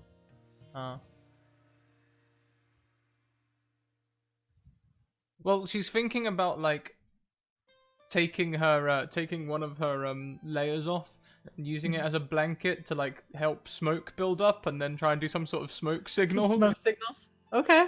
But being inside, I'm not sure how possible that is. You could probably try again to like break some of the ice that's encasing the forge area and try to transplant some of your fire over there. Oh yeah. To at least like start smoke rising up from the building. I mean, if I can just take like a long stick and like use it as a torch to just sort of like melt it rather than all that like exercise. You can give it a try. I will say though, when you look at where you've got this fire started and sitting right now on the floor, that ice is not melting. And she's like, goddamn, yucky magic ice bullshit. Like, and she'll go and start kicking the forge. Yeah.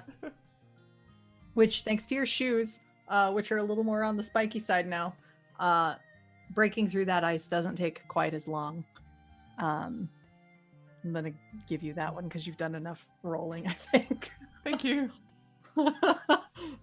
Then she'll like try and. It takes a few tries, but you do some of your cool acrobatics and you punch through it. And you can take time to get the fire kind of moved over there, and before long, you've got the forge lit, and you step outside briefly to check, and you can see smoke rising from the building. Excellent. So there's Adashi, yeah. where you and Miharu are, you do see smoke rising from a section. Hey, there's smoke. Huh? Oh! Do you think it's one of them? Oh, I know who it is. I have a feeling I know who that is. It's Akumi. She's probably really, really cold right now. She Even though doesn't do well in cold weather. I mean, it's not that cold though. Well, I mean, it's a little cold, but like I have for this. someone like her, it's extremely cold. Well, she's a really fiery personality, that's for sure. I see you two are getting along as well as ever. Splendidly. Yes, she's fantastic. Love her. Let's go get her. Right. So you two head in that direction. I grab onto his hand this time and Okay. drag him that way. Okay. He follows along, squeezing your hand tightly to ensure you don't lose track of each other. Because, I'm really bad at directions, so I probably lead him the wrong way, too. You know what? Now that you mention it, check. Okay. Wait, seriously? Yeah. Oh, fuck. Oh! Oh! He does so good. He does so good. He's like, I know my hometown. Come on. You just succeed. Wait, really? With 12? With 13? 11. 11. I got an 11. Quick math, guys. I'm the worst at math, and I got that somehow. Anyway. I'm blonde. Don't even. I know. Yeah, you just succeeded because the target number around here is 11 because I'm being nice. It should actually be 14, but Oh. I want you guys to not fail.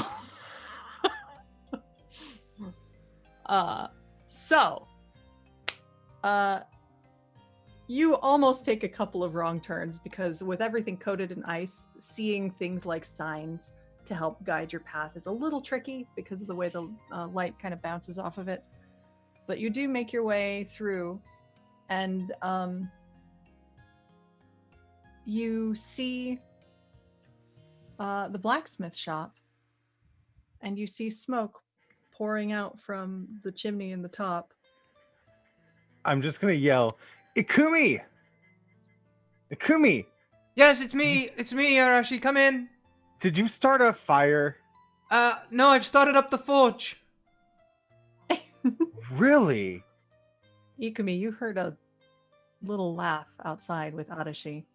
At first you think maybe it was Etsuko, but no, on thinking again, that was a voice you haven't heard in a long time. So, she's gonna, she's been pumping the bellows to, make it even hotter in here. It's quite warm in there. Oh, The yeah. ice has not melted at all, but it's nice and cozy in there now. Got, that igloo heat now, Yep. She's a very happy person. But when she hears that little laugh, she's, just sort of, watching the door. Arashi enters, and then behind him, you see Miharu. And then Miharu is... she's gonna take him out, Yep. You just... He's on the ground at this point, and in a hug. You're gonna kill him. You'll be fine. You okay? Are you okay? You're alive. You're Yes. free. How did you free Arashi? How did you free him? That's a long story. I'm so glad to see you. And he hugs you really tight, which Yeah, and isn't Ikumi's anything touching his face and everything. Miharu. It's fine. Stop. I'm glad to see you're safe. How did you? What? Have you found Kazumi or Etsuko? No, I we're still figured- looking. We saw your smoke. Adashi saw the smoke. And I directed us here. Really good. Well done, Arashi. Thanks.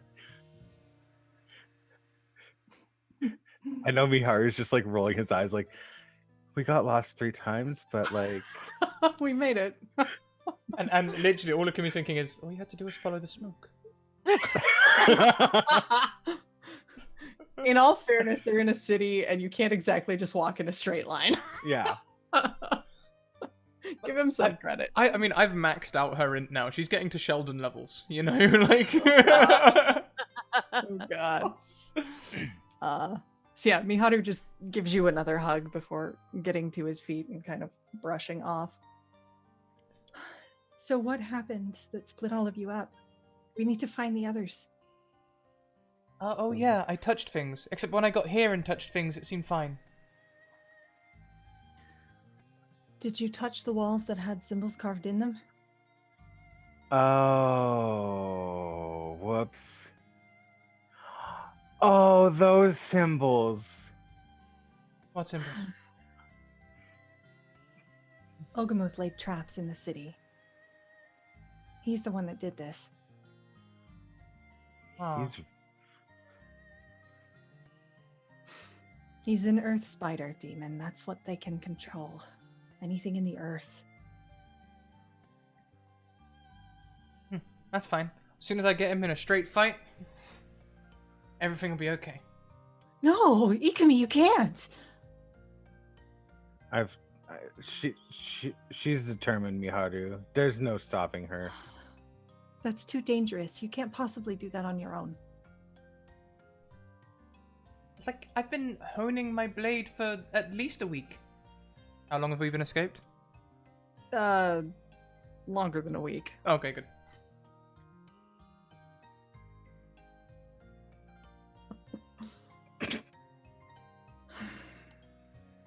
Anyway, let's get the other two. Kazumi's around somewhere, right? I don't know. She wouldn't be foolish enough to touch things that are obviously magic. She's probably going towards the palace because that's the last place we were all headed. I was giving them the tour of the city.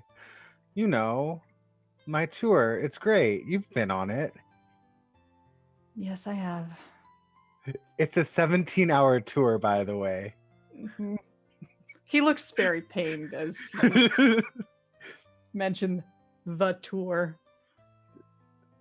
Usually people leave like 5-10 minutes in, and Miharu probably stayed through the whole thing. Oh, he totally did and tried to be extremely polite the entire time. And seemed to be interested some of the time. Even though he's like a resident there, and he's like, yeah, I was there when that happened. Well, he didn't live in the city. He lived outside of the city. Oh, but right. He's a countryman of yours. He's like, I know what happens in your city, but I'll placate you. Yeah. Like, yes, of course, yeah, of course, my lord. This is delightful. Thank you for taking the time. So, Kazumi, how are you faring? What are you up to? Probably working like around the edge of the city, trying to see if she can find any of them. Okay. Roll me a perception check. Okay.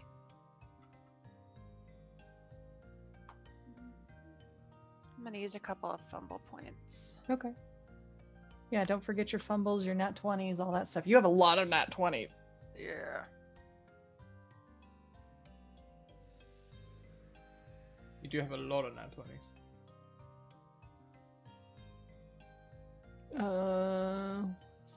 Eight. Okay. You think you hear some sounds coming from the next street over?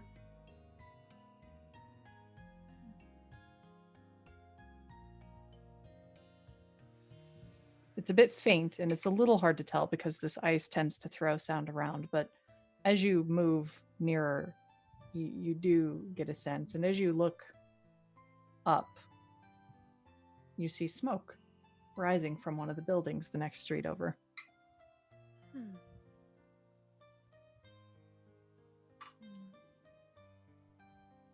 Somebody started a fire. She's like, curious, should I go towards it? Yeah, it's probably warm, and she's probably feeling really cold by now. So yeah, she's gonna It's start heading in probably- that direction. At this point, even if it's not your friends, it's a fire. So that's The fire. positive. She's still got her bow. This is fine. If you need to chase some people away, it's fine. Yeah, there you go. So yeah, she'll make her way to that. Make her way over there. All right. And as you head over, you see two familiar figures in the street.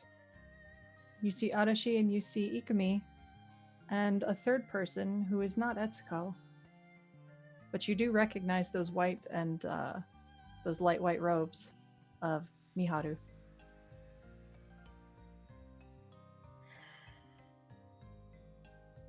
Oh, there's this like look of like immediate hope in her face, like, oh my gosh. Kind of like clouded over by that can't be real.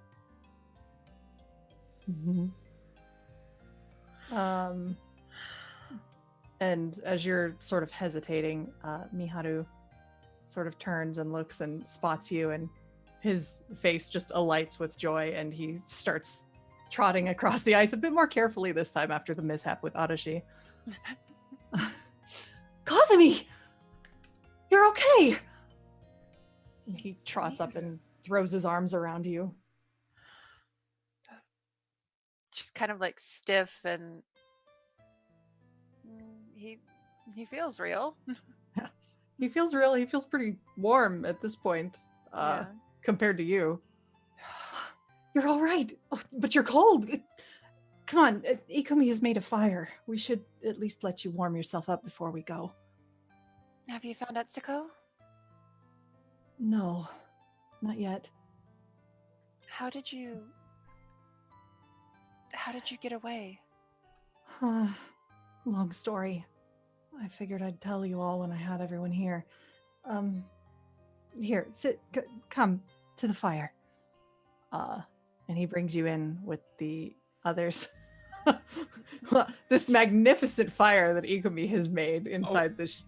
It's more than a fire now. She's been like gathering like the fossilized wood and stuff, and any coal from around the forge, getting it really, really, really hot, getting some like granite blocks, putting them in like one of the blacksmith buckets, heating it up, taking it out, taking some of the water from her pack, pouring it on. This room is a sauna. She is getting down to like back to her normal layers now. She is like making this room hot. At this point, Arashi, like, it's uncomfortable for you. at this point, like Arashi's just like, I'm gonna just stand by the doorway, like have that cool breeze just hit the back while the front is just like sweltering hot. Yep. Yeah. Yep. And he's praising Akumi like, yeah, this is great, you're doing great. And then like the speech bubble in the back of his head's going, stop it. Stop it. And like Ikumi's doing that. It's so hot. Ikumi's doing that thing as well, where like it's even too hot for her now. Like, you know, it's, you know, when you're getting in the bath that's too hot, but that's kind of nice. That's where she is. You know, she's like,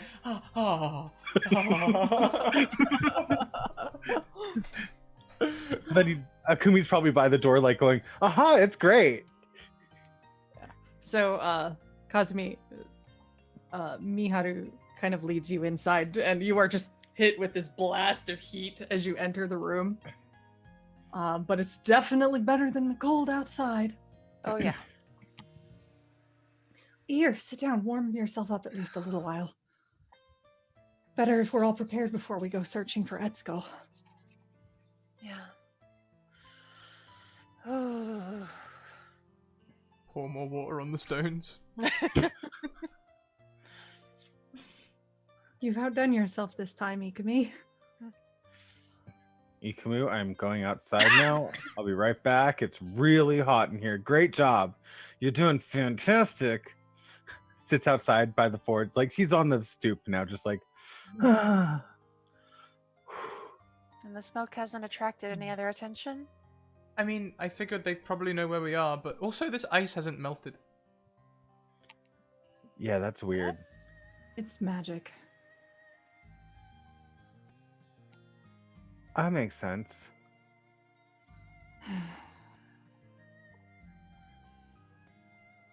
There's not a lot of time.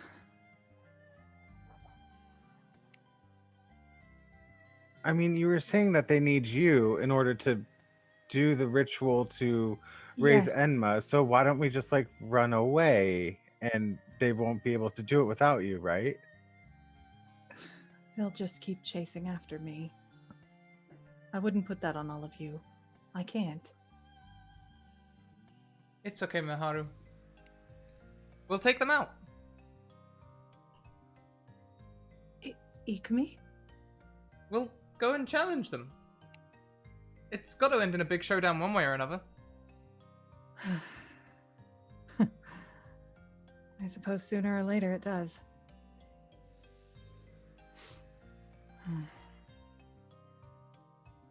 Well, I'm with you. If that's what you choose to do. Of course you are, silly. Oh, but I don't have my. He kind of gestures a bit helplessly. I don't have my fan. They took it away from me when they captured me. When they broke the seal. Huh. Ikumi looks at Arashi.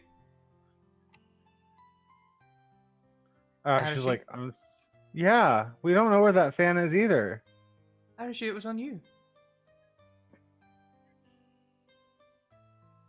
Did you lose it in the lake? Yeah, it fell in the lake. Well, I can't believe you didn't say anything. I would have tried to get it. I mean, it all happened so quickly. Arashi does not want Miharu to have the fan yet because he's still not sure. Like, side note, he's still not sure if it's actually Miharu or if it's like Ogumo who actually needs the fan to like do the resurrection thing. So he's just like, Ikumi 100% trusts Miharu. Hasn't course, even questioned no. it. Hasn't even Yeah. questioned it. Oh. it's part of Arashi's like upbringing to like be super skeptical, even like when all the cards are on the table. It's like, yeah, this is totally Miharu, but he's like, yeah, no, it fell. Oh. All right. It Well, wasn't magical, was it? Arashi. He just looks really disappointed in you.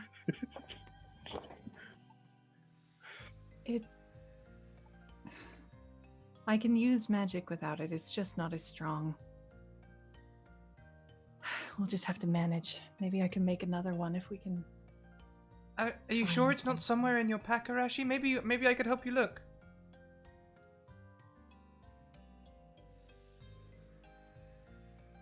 You're muted. Yeah, it's not there. I looked.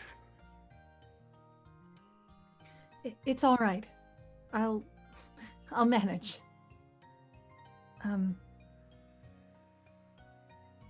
Anyway, Give Miharu another hug. oh, Poor okay. sweet Bab. He looks a little saddened. You know that thing had immense sentimental value to him. Oh yeah, no, he knows. Like Arashi's just like, I'm such a fucking dick if this actually is Miharu. Like, and it's just like, why are you doing this? I don't trust him. I don't trust anyone right now. I only trust those two or those three. And just like, just the battling and like, oh, this is gonna lose so many points with Miharu at the same time if it actually is him, and I just can't do this. Oh my god. Wait a minute. Hmm? Miharu. Where did you find Yes, Arashi? he was close to the palace when I ran into him. Arashi, did you really lose the fan, or are you Arashi at all? Stop it. You say you found him near the palace? Yeah, I found Miharu by the palace. Well, of course, that's where they were holding me. I ran away. Yeah, he ran away from Ogumo and Shoten and whoever else is up there, magical, powerful people. Kazumi? Ikumi? Do you have, like, any way to check this is really Arashi?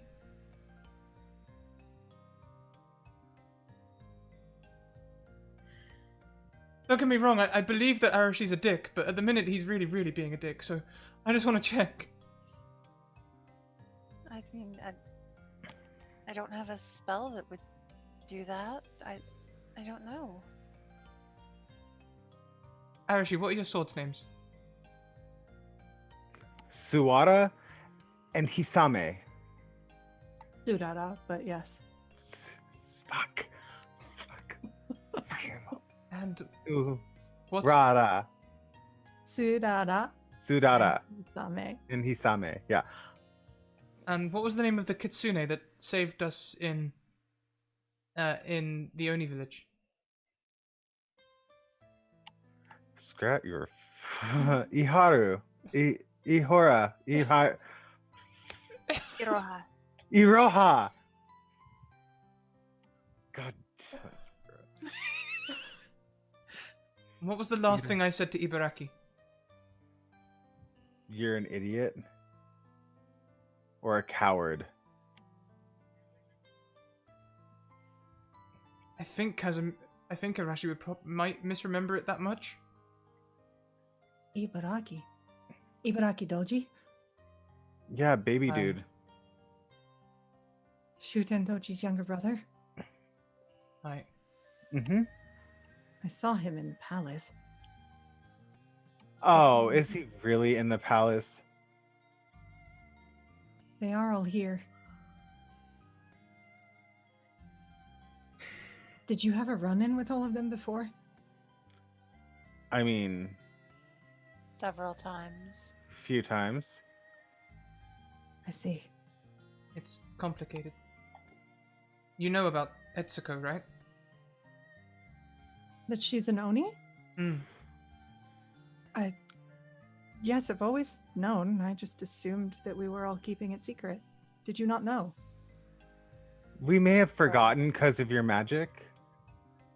That's a bit Right. harsh, Arashi, but yeah, the spell did Yes, mess I with them. know.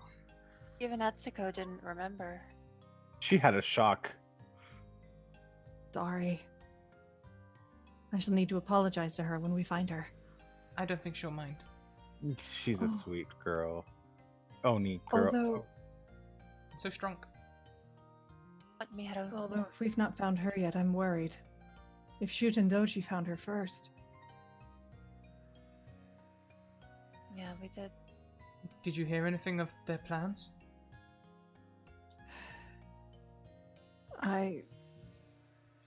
Not in any great detail, I only know that they are preparing the ceremony to fully awaken Enma. What we fought before, a fragment of his essence. This they mean to fully open the path to the underworld and drag him out completely. But they need a sacrifice for that. Shuten. If he you don't think he'd sacrifice Etsuko? I could not say. I have seen him slay many of his own kind if they did not follow his word. I wonder the humans think Onis are dicks. I mean, it's just shooting. He's a dick.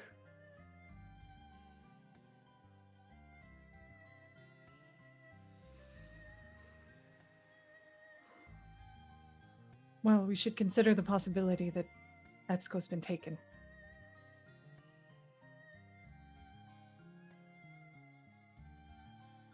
So, to-do list.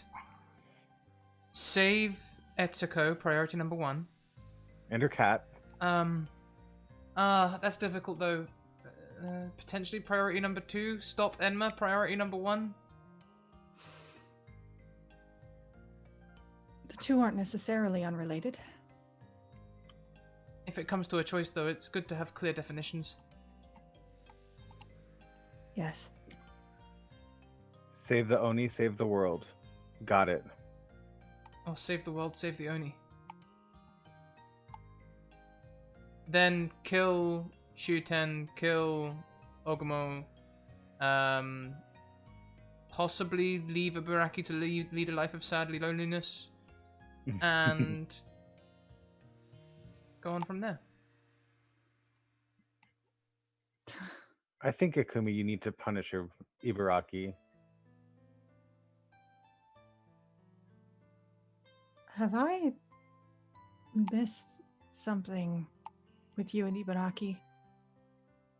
It's complicated. He smiles. I see. Well, perhaps we should rest up and then make our way toward the palace. See if we can find her along the way. Probably the best idea.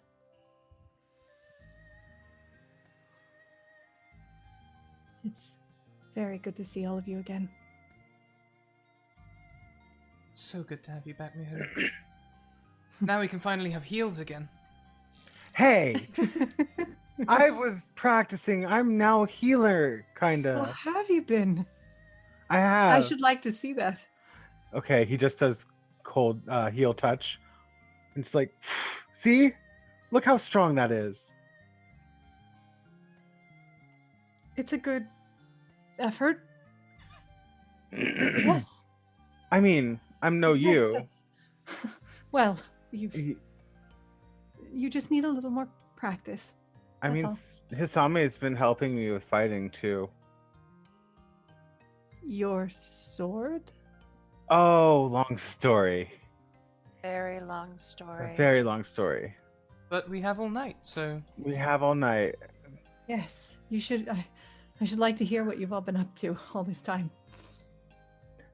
Okay, so it gets really, really hot, and like, so Arashi's a little dumb. He pulls out the fan and just starts fanning himself. He's like, ah. Ikumi just Arashi! walks over, pushes Arashi over, and takes the fan. So, oh yeah, I guess I. What? What is this? It's Just such like, a. Hide. Miharu. She walks over to Miharu. Miharu, I'm sorry about Arashi. But now I I'm mean, really suspicious. if it's really Miharu, he'd know Arashi would have done something like this anyway, just because he's super suspicious. Mm-hmm. He. Did you take the fan back from Arashi, Ikumi? I did. I walked over to Miharu promptly and put it in his hands. Okay. He just takes it and looks it over and unfolds it briefly. He closes it. It's all right. He was right to be cautious. Why? You never quite know what to trust in a place like this. So, Hmm. if you weren't certain it is me, I understand. I mean, you. He just gets all red, like. Mm-hmm. He just walks out for a little bit. He's just going outside to just Yeah. recompose himself. Yep. And I think as the other two of you are regaling Miharu with the stories of some of the adventures you've been through recently, and the fine muscular women you've met and been I riding was around. just about to say. And the handsome samurai that you tried to challenge to a fight that just would not, and it sadly turned out to be married to another handsome samurai, and so on and so forth. I think we will leave it there for the evening.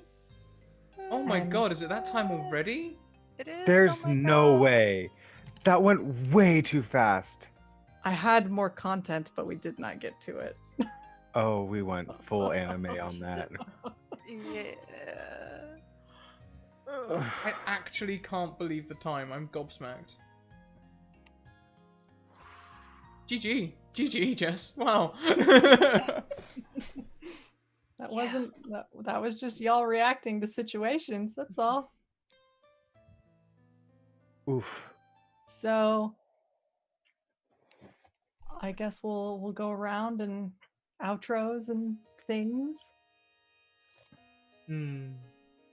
So I guess we'll go in reverse order. Sheena, Oh, that's right. That's me. Hi. who is you? Where can we find you? What was your favorite moment? All of those things. Hi, I am Sheena. I am Likes the Villain on Twitter and Twitch. Oh my gosh. Yeah, probably my favorite part was just at the very end where Arashi was a dumbass and totally pulled out that fan, even though he lied about it.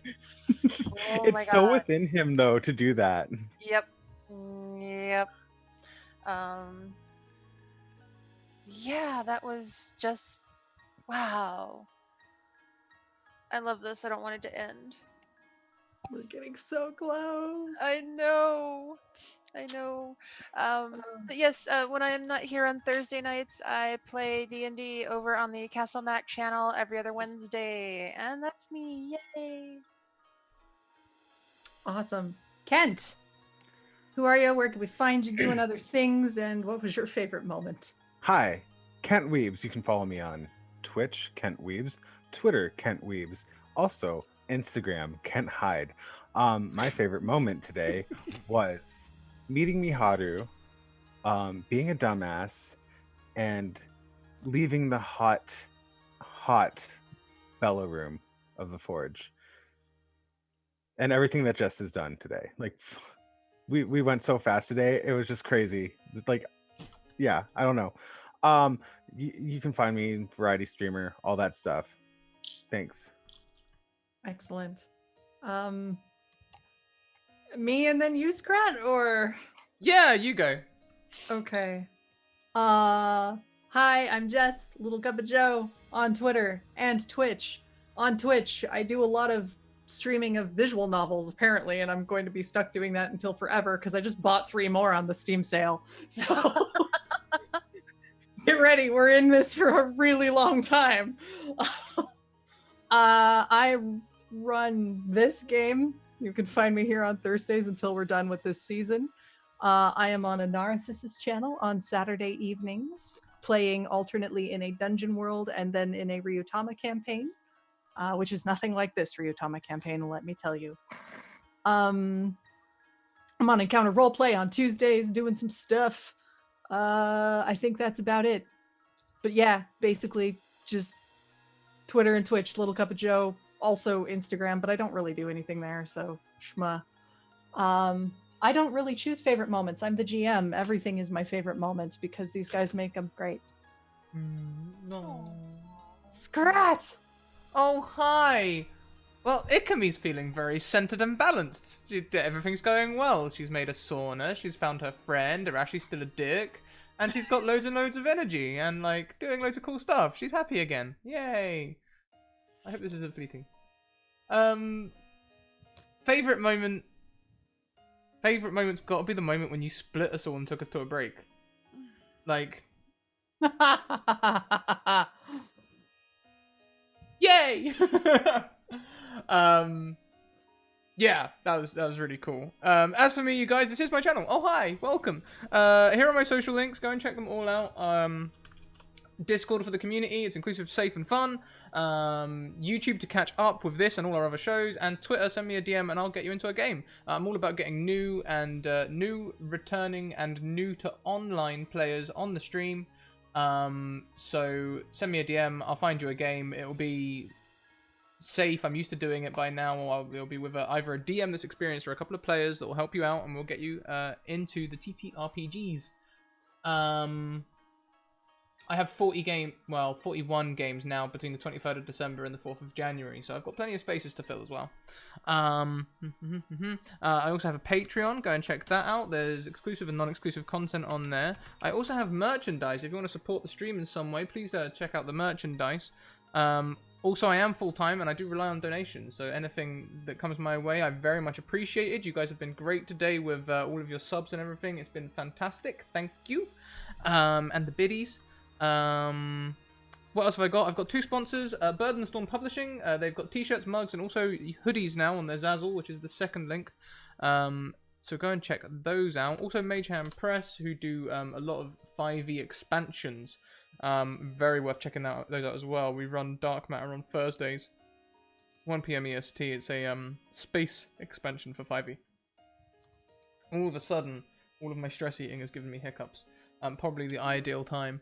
I ate all my cookies, everyone. Every single damn cookie got ate.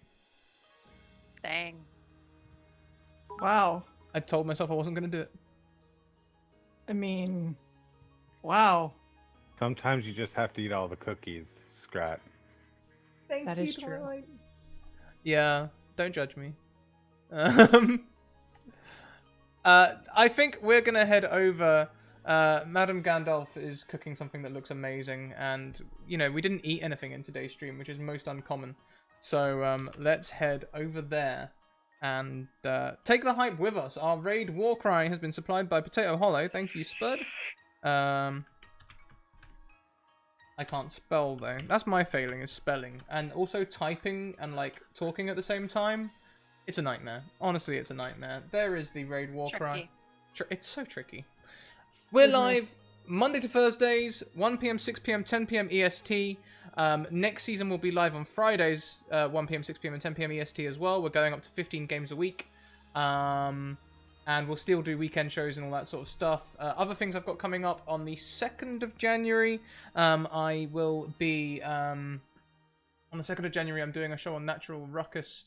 It's their finale. I'm going to end up doing a bit of PvP streaming. With some homebrew rules I've developed for 5e to try and make 5e combat more interesting, because I think 5e combat could be a bit quicker. Anyway, you guys, keep evoking emotions, and we'll see you next time.